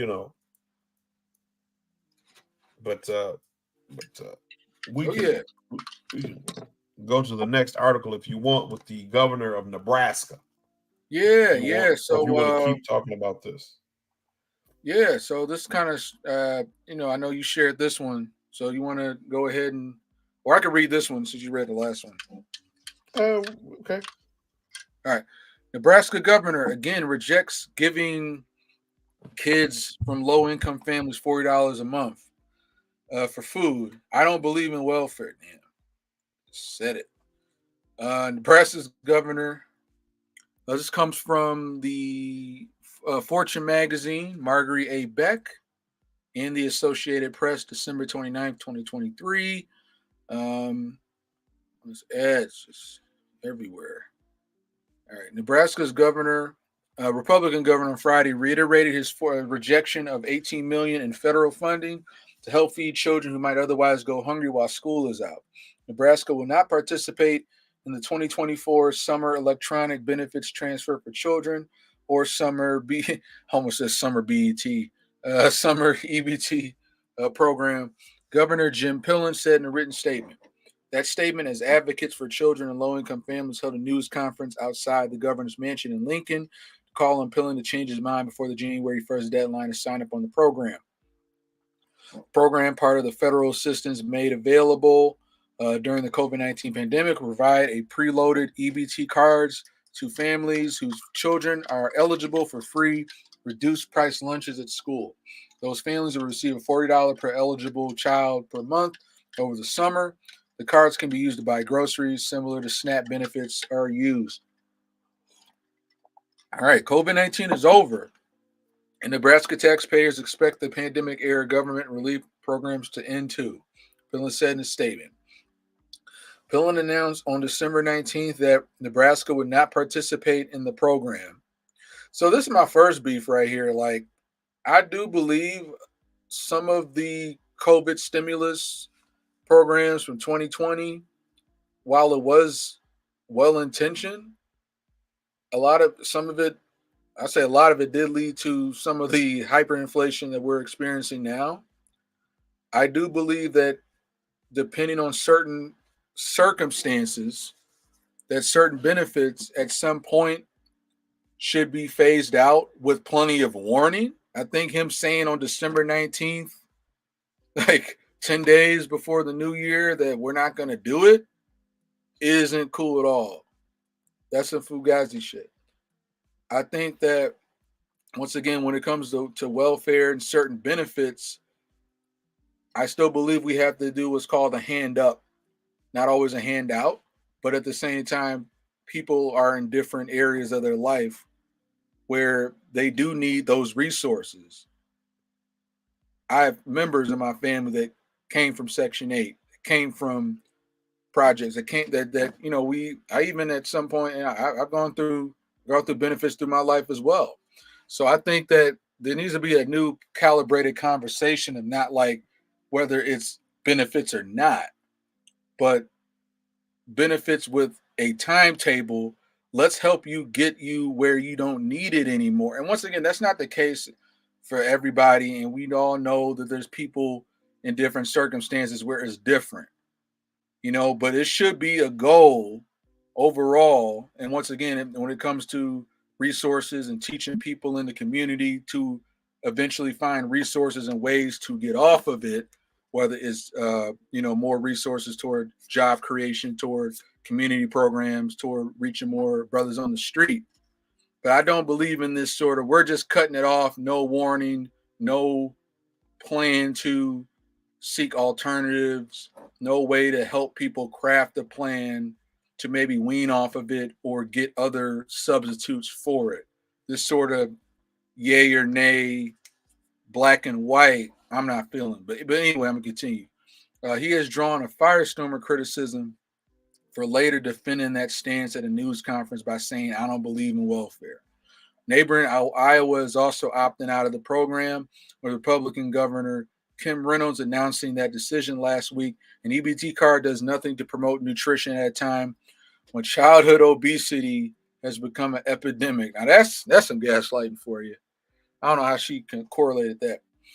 States that participate in the federal program are required to cover half of the administrative costs, which would cost Nebraska estimated $300,000.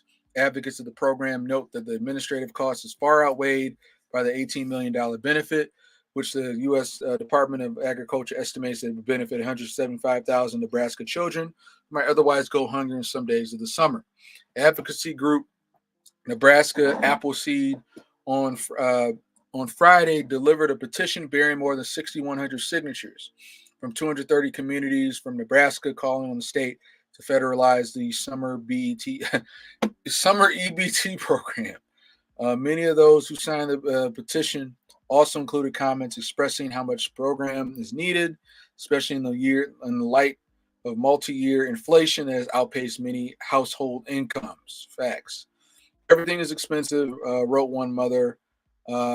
Small rural town in eastern Nebraska. How long is this article? All right, it's almost done. All right. In Bruno, small rural town, eastern Nebraska. I'm a single mom who works full time, and my budget is already spread so thin. My son plays sports. As a growing boy, he could practically eat a hole through the wall. Yep, and a young boy, yeah, got that stomach. Like it never stops. The extra money for food will free up for things like bills, savings, and car maintenance. Pillen insists Friday that the state would continue to help food insecure children through the summer food service program, which provide meals and snacks at various sites when school is not in session. Providing on-site services would allow the providers to spot and report issues like malnutrition, neglect, abuse in children, he said. But critics say not all families have access to the on-site programs, particularly Nebraska's vast rural stretches, where sites can be many miles away from a struggling family. No kid ever said, I want to be born with a family that struggles, said Jenny Benson, president of the Nebraska State Education Association. The state's largest teachers unions. Why would we even be questioned that children deserve food? A longtime community advocate on Omaha on Friday questioned whether or not Pillen was bowing to political pressure and rejecting the federal funding. I know the governor a little bit. Seems like a reasonable man. He's a man who is not compassionate in conversation, Love said. This is out of character. So obviously he's not following his heart. He's following his politics. He's falling victim to political posturing. There's no excuse for that when it comes to children. As of Friday, 28 other states and 6 other U.S. territories and Native American tribes have confirmed their participation, according to the USDA. So, yeah, I think that just pulling support programs like this under the rugs of families is wrong. I think that if people, and obviously Republicans, a lot of them aren't going to even, really have much of a, justification. You mentioned this other program down here. But if we kind of come from a mindset of, okay, I don't like to say just welfare, but whatever the support program is, at the same time, let's build in a transparent plan and say, okay, 5 years from now, we want to get you to A, B, and C to where you may not need this anymore. And guess what? Life still happens. People have family. People have issues. It's life. If it still happens, this program is here for you. But if we can phase it out at some point where you don't need it, great. But the families that still need it, these programs need to still be there. So that's, in my opinion, I think, what he did was wrong, in my opinion. But Conspiracy Brother, you go right ahead. Give your thoughts. Yeah, so the interesting thing I'd like to know what his stance was on arming Ukraine. I'd like to know what his stance is on funding Israel. I'd like to know those kind of questions. Yep. Because you always see these people, and this is what I was talking about with the other guy, Brett Stevens. You have these people who always say they don't have any money for United States citizens. But you find a way to give money or support funding in some capacity foreign countries. Blank check to Ukraine, blank check to Israel. Right. What about Southside Chicago? What about the Nebraska? What about the kids in your state? Because I have children, and Eastside Detroit. Yeah. Right. I have children. And I know that the summer food thing, it helps me out. I have got a little card. It's not much, but it is helpful. Oh, yeah. It's nice. Inflation is ridiculous. And a lot of it, some of it is because of the money printing. Yep. But a lot of it is because all the lockdown stuff, businesses had to close. And so they're trying to recoup losses that they've had. The stimmy checks as well, and the quantitative easing, and right. That's what it is. You force these businesses to shut down. And so they lost money. And every business wants to grow year over year. They want at least 2% growth. But you can't have 2% growth if you had to shut your business down because of government regulation. And so they are trying to find ways to fund themselves again. And so that's really what's going on. These corporations are making record profits in a lot of different ways. Why? How can you make record profit if inflation is high? Inflation is high, meaning that your costs have increased as well because your costs aren't increasing. You see what I'm saying? And so this is who you are. This is who we're dealing with. The same monsters I said before.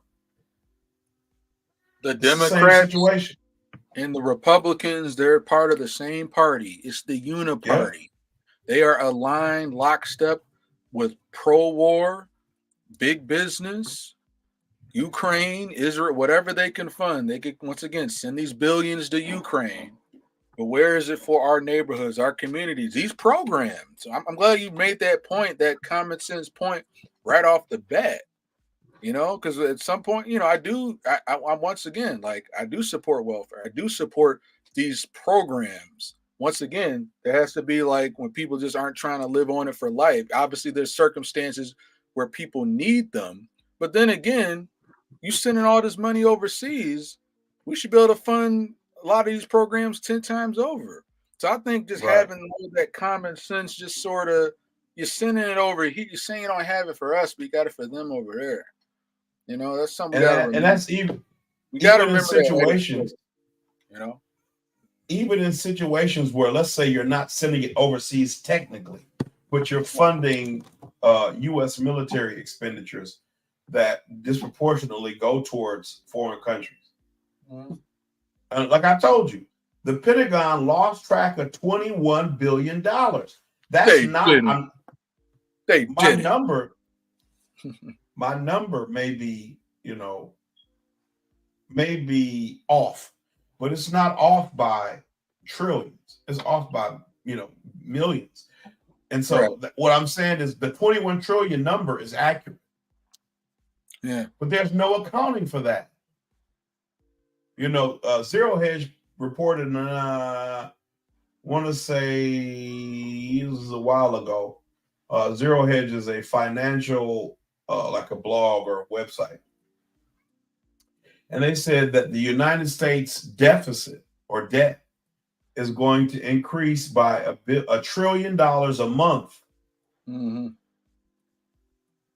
based on how we're spending money in Ukraine, let alone now with Israel and what I expect to be ramping up posturing in China.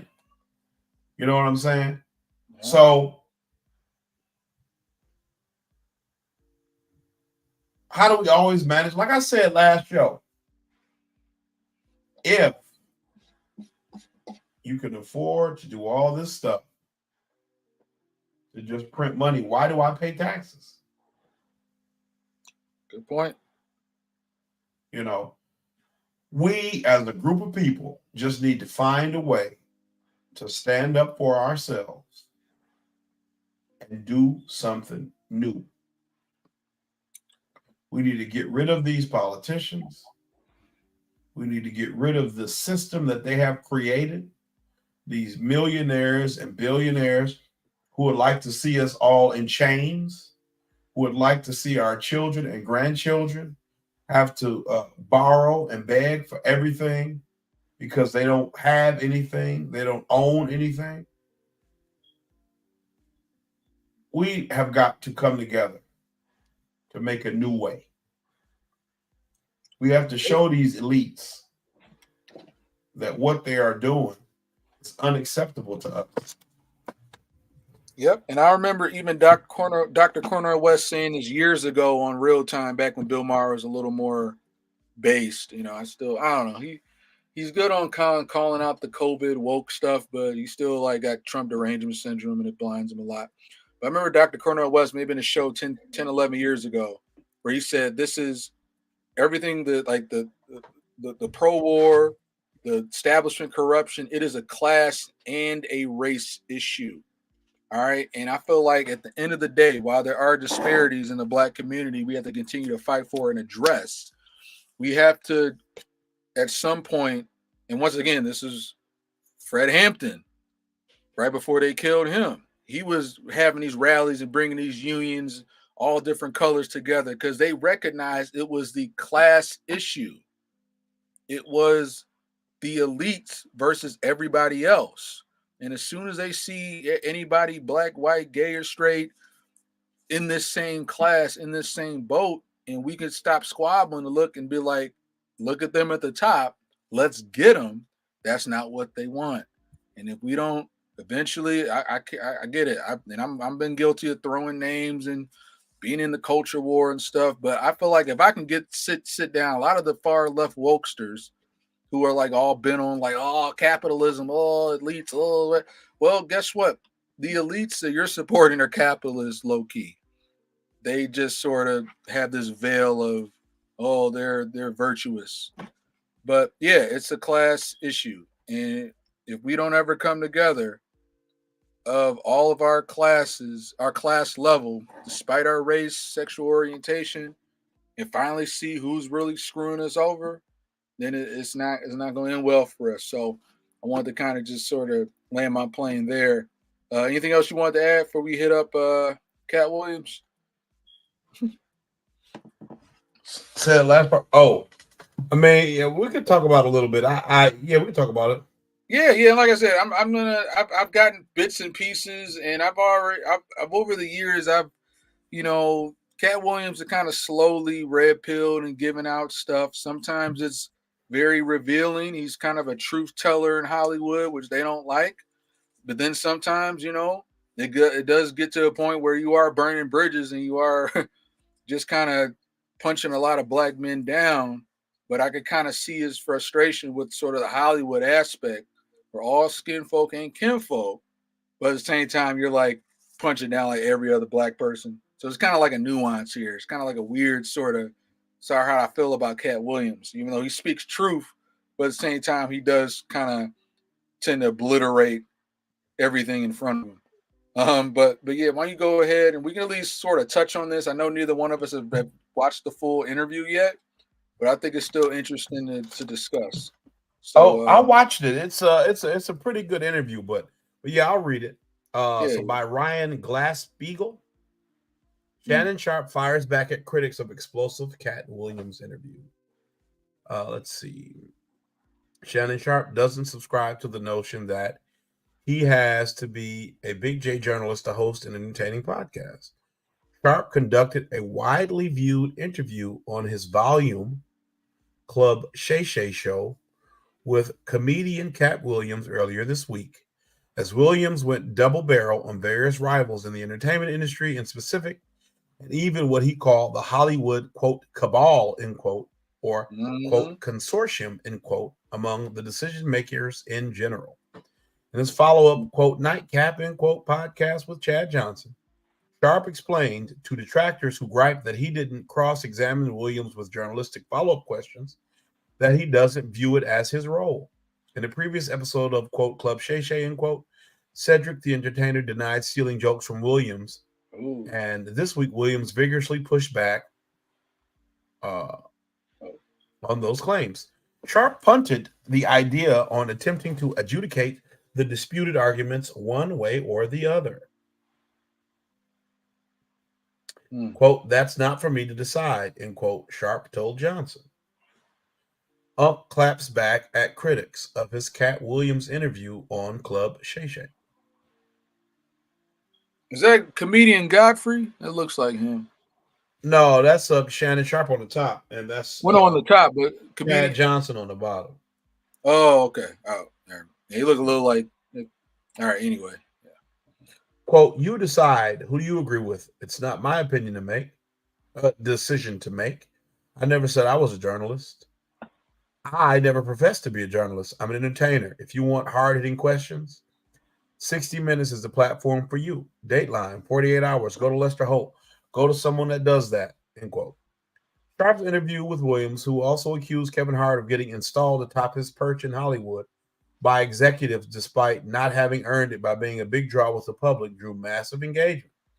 At one point, it had over 100,000 live concurrent viewers on YouTube and has reached 15 million total views on the platform. And so I have seen it. I watched it 2 days ago. Yeah, give me your Cliff Note version and thoughts. And like I talked about earlier, the reason Katt Williams can kind of have these conversations is because he has operated outside of Hollywood. He does a lot of tours. I think he said this is his 19th tour. And every time he does a tour, he said he writes an hour worth of new material. And so when you have a person like that, he says he does 100 city tours. So he said this is his 19th 100 city tour. I got to go see him. So when you have a person like that, Hollywood can say, hey, man, you won't work in this town again. But because he's got the infrastructure set up by touring, he doesn't need Hollywood. You see what I'm saying? Yeah, I respect that. So some people may call it burning bridges. But if it's the truth, and you don't need those people anyway, and you can do your own thing, Is that really burning bridges, or is that just telling the truth? I respect and as that. far, you know what I'm saying? And as far as Shannon, not pushing back, he pushed back on some of the claims. He did. His producer did. But at the same time, Katt Williams asked Shannon Sharpe how come he didn't push back on any of his previous guests who said things about him. And Shannon said basically the same thing here. I didn't say anything to any of them. I didn't know. I'm having a conversation. And so Katt Williams came in and addressed the record as he saw it, or the truth that he was trying to express. And Shannon Sharpe gave him that space to do it. Like he gave that space to Steve Harvey. Like he gave that space to Cedric the Entertainer. Like he gave that space to everybody else who came on his show. Yeah. If I could just hop in here, like I said, I got to watch the interview this weekend, but just from like, I've seen clips and just, things that Katt Williams reveal over the years. And I just I've always grown like a deeper newfound respect for him. And kind of like with Monique's case, Hollywood ain't for truth tellers. And there was a great, once again, I know what your thoughts are on Roseanne Barr, but turns out Monique and Roseanne, they kind of go way back. And Monique was on Roseanne's podcast maybe like earlier this year. And she was like, if I'm, I'm just telling the truth, and, tell me where the lie's at. Where's the lie at? And they can't never clap back with Monique about the lie, in some cases, So I just feel like Katt Williams and Monique, have they gone through this gauntlet, if you will, of really kind of going through cancellation, but coming out the other side. Because like you said, he's built an infrastructure. He's built a process, a framework that doesn't require the Hollywood system. And I feel like, once again, that ain't for everybody. And especially for the truth tellers who ain't going to just sit here and just, yes, boss. Once again, I'm not knocking like the Kevin Harts, the Kevin Harts, the Cedric Entertainers and all the other comedians. It's not for everybody. Just how I feel like I would never sort of pressure. I don't feel like every celebrity should have to speak out, whether conservative or liberal. Everybody shouldn't be pressured to like, oh, you have to speak out. That whole 2020, to be silent is complicit. Well, you don't know what that person went through to have what they have.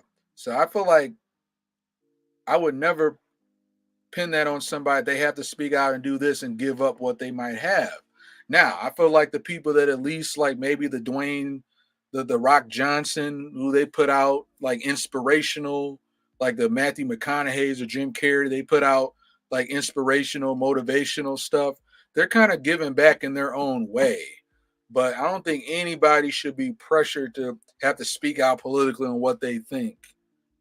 Katt Williams and Monique, you can just kind of tell it in their spirit. They just have the heart of a truth teller.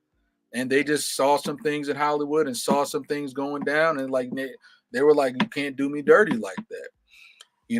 So that's why, like, with Katt, once again, I know he kind of throws some dirt on some people, but a truth teller gonna do what a truth teller does. Kind of like how we hear Uncomfy Truths, Then as far as Shannon Sharpe, I'm kind of neutral on Shannon Sharpe. I've seen it, I didn't really follow him a lot on ESPN or like whatever sports show he has, and he could be a little corny a little bit, but he's entertaining. It's kind of like with Stephen A. Smith. He's very engaging, like sort of content. I listen to Stephen A. Here and there on some commentary. He's very entertaining. I don't agree with him everything politically, but he's pretty based. Most of the time he's off on some stuff. But yeah. So that's kind of my thoughts in general. Like I don't like hate or love Katt Williams. I have a little more respect for the guy. But there's no like love hate or as far as like it goes. It's kind of like he's doing his thing. He's speaking his truth. And who are we to kind of judge him for that? And for Shannon Sharpe for let him speak, for not being like a CNN journalist that's like cutting them off, trying to live fact check them with fake facts, And be like, no, actually, no. So you're saying that the election was 2020 election was a fair, and like cutting people off. Like he let him speak. So I at least respect Shannon Sharp for the most part. Like you said, you saw most of the interview, but I do respect that. Hey, just let the man speak. So even though he's not like, I don't think Shannon Sharp's much of a, free speech advocate, or he's not really. He's probably left leaning on most stuff. He's probably a little woke. But he at least let the man speak. I can respect that. So that's all I got, though. Unless you want to add anything else. Well, I probably won't say really much more. Yeah. But ultimately,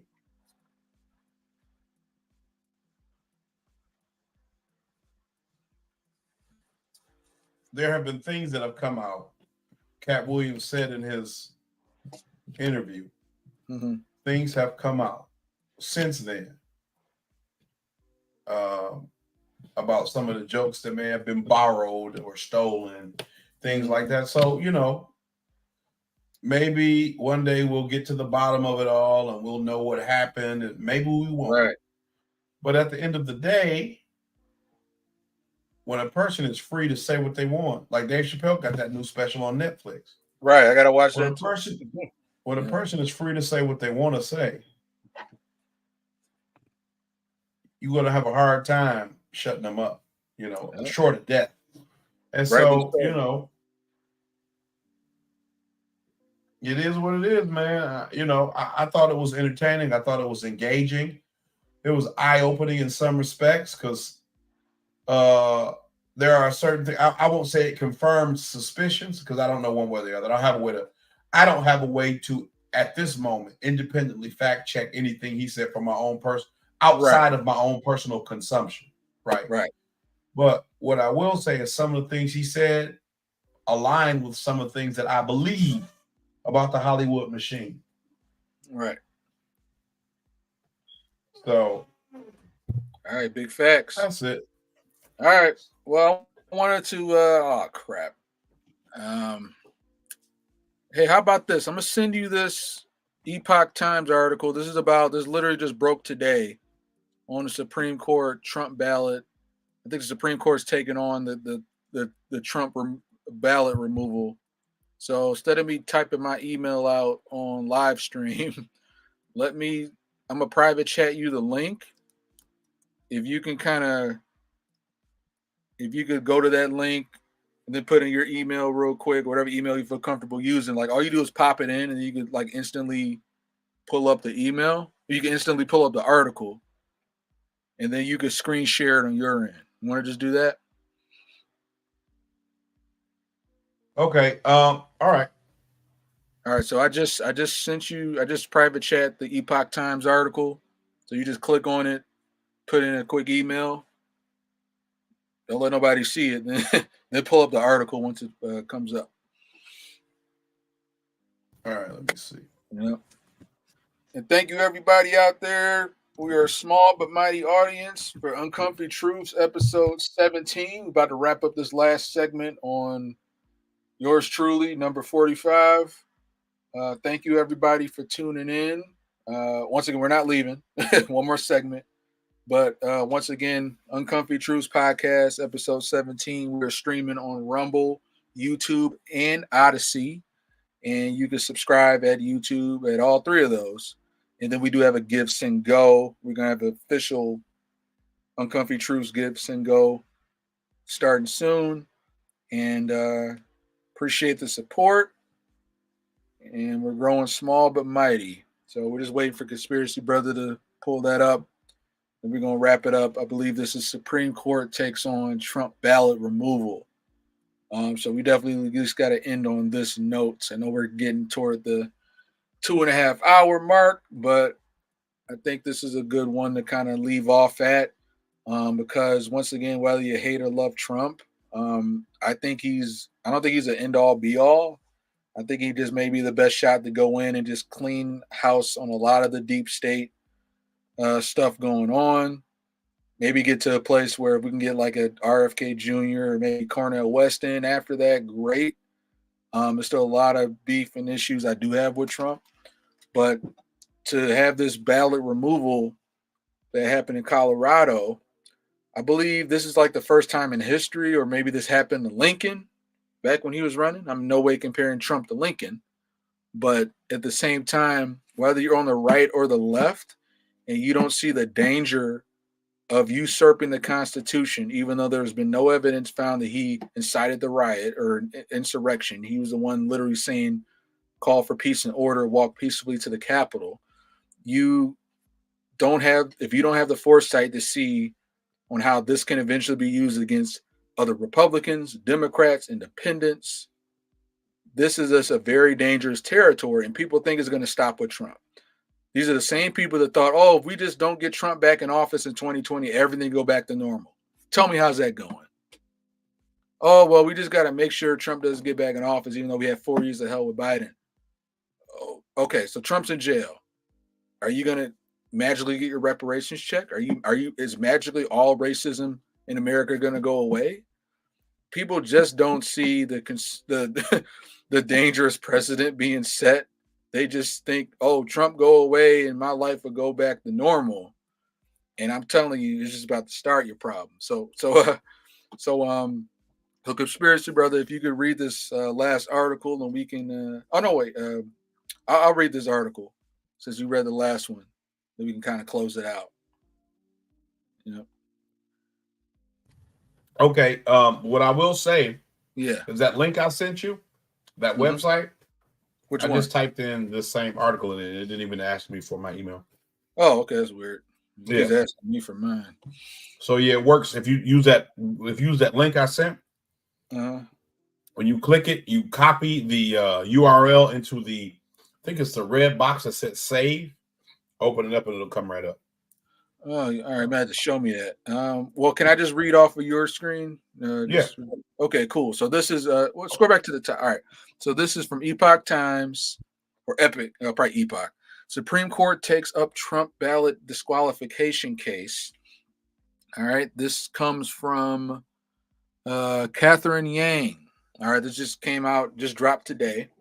The U.S. Supreme Court accepted a petition for immediate review regarding a Colorado Supreme Court decision to strike former President Donald Trump from the ballot. The petition for a writ of certiorari is granted. Reads the procedural order. Oral arguments are scheduled for February 8th, 2024. Petitioners and amicus briefs are due by January 18th. The respondents and amicus briefs are due by January 31st. With any reply briefs due by February 5th, the U.S. Supreme Court accepted a petition for immediate review regarding a Colorado Supreme Court decision to strike former President Donald Trump from the ballot. The petition for a writ of certiorari is granted, says the procedural order. Oral arguments are scheduled for February 8th. Petitioners and amicus briefs are due by January 18th. In brief, amicus are due by January 31st, with any reply briefs due by February 5th. The Colorado Supreme Court has disqualified President Trump as a candidate on December 19th in an order that left little chance for the actual removal of his name from the ballot.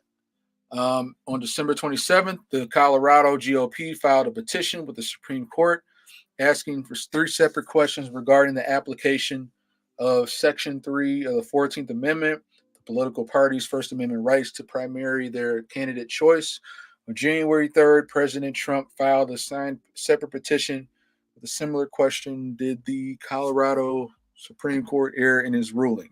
The Supreme Court has taken up President Trump's petition and has yet except to reject the Colorado's GOP's petition. Colorado was the first state to disqualify President Trump and the first state to hold hearings regarding the merits of a Section 3 challenge at all. The legal theory that President Trump is disqualified under Section 3 of the 14th Amendment rests on the idea that January 6, 2021 constituted an insurrection. It also assumes that the individual state courts at various levels have the authority to adjudicate the eligibility of a presidential candidate under Section 3. There have been at least 60 of these challenges across the country in recent months, according to President Trump's attorneys.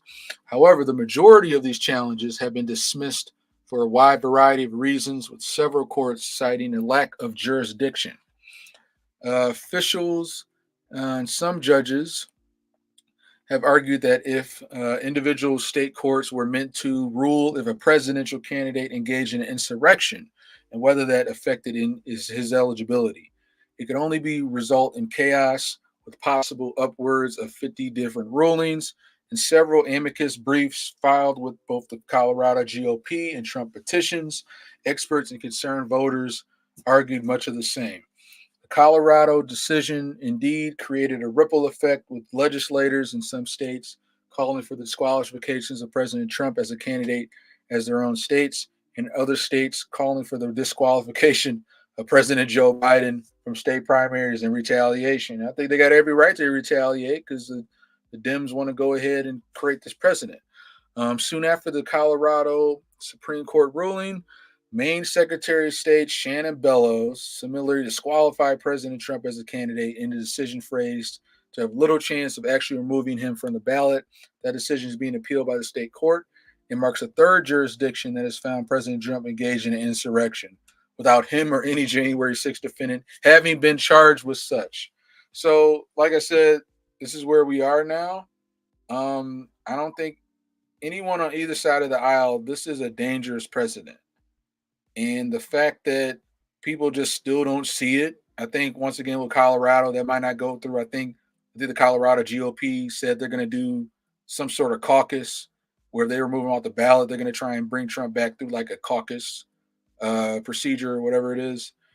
But like I said, it's not going to end with Trump. And this sort of level of censorship or election interference that the Dems claim that it was the most fair and secure election, and they're the ones doing this level of election interference. This is dangerous. It should scare everybody because this isn't going to end with Trump. So, conspiracy brother, want to go right ahead? Yeah, I mean, ultimately, this is just BS, and it shows that America is like a banana republic as much as any other country, and that we don't have any right to criticize foreign countries for any reason. And all this stuff is just BS. I mean, honestly, because America always tries to say, only foreign, only not foreign, but only dictatorships or whatever, jail political opponents and all that BS. They try to say that when Trump was running, because he always said, he would lock Hillary Clinton up for the email stuff. And like, now they're doing it. So it's like, shut up. Y'all don't believe anything. Like I said earlier, they don't believe anything. They don't actually believe anything. No, the only thing they believe is that, whatever personally benefits them in those moments is what they care about. That's really it. That's the only thing. But ultimately, yeah, anybody who supports this is willfully walking into a problem that they cannot rectify, because when the establishment, when the political elites, when the powerful people say, hey,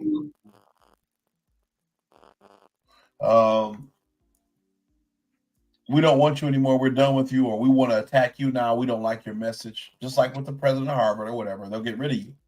Yeah. And this won't stand. So this is all, performative garbage. But just this whole idea shows you that the Democrats are just as empty and baseless as the Republicans are. And Facts.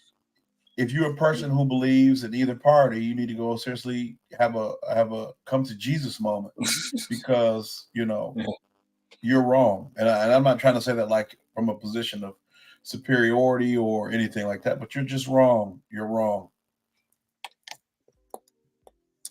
Very much so. Great words. But yeah, this will be definitely a developing story. This won't be the last we'll hear about Trump or Katt Williams or the Epstein list from that matter. But I appreciate everybody, I think we'll go ahead and wrap it up there. Episode 17 in the bag of Uncomfy Truths. And like I said, every Friday we live stream around, 7 8 p.m. Eastern time. We started a little late tonight, but we got it done. I'm Conservative Brother Daily, along with Conspiracy Brother. Anything Conspiracy Brother like to add before we wrap things out? Just continue to be vigilant. Try to look under the surface, see what is really going on. What are they hiding? What are they talking about? Because they don't want you to know. They don't really want you to know what's going on. They really want you to be completely in the dark. So do your own research. Try to figure out, what they're doing, what they're hiding, why they're doing it. Keep vigilant, and don't give up. Yep, couldn't have put it any better. All right, y'all. We will catch you guys 2 weeks, January 19th. Tentative date, unless anything changes on our end with our schedules. But we will be back with another episode of Uncomfy Truths, providing a daily dose from a Black perspective in a woke world we live in. So, y'all have a good one. We will catch you guys next time. Okay, peace. Peace.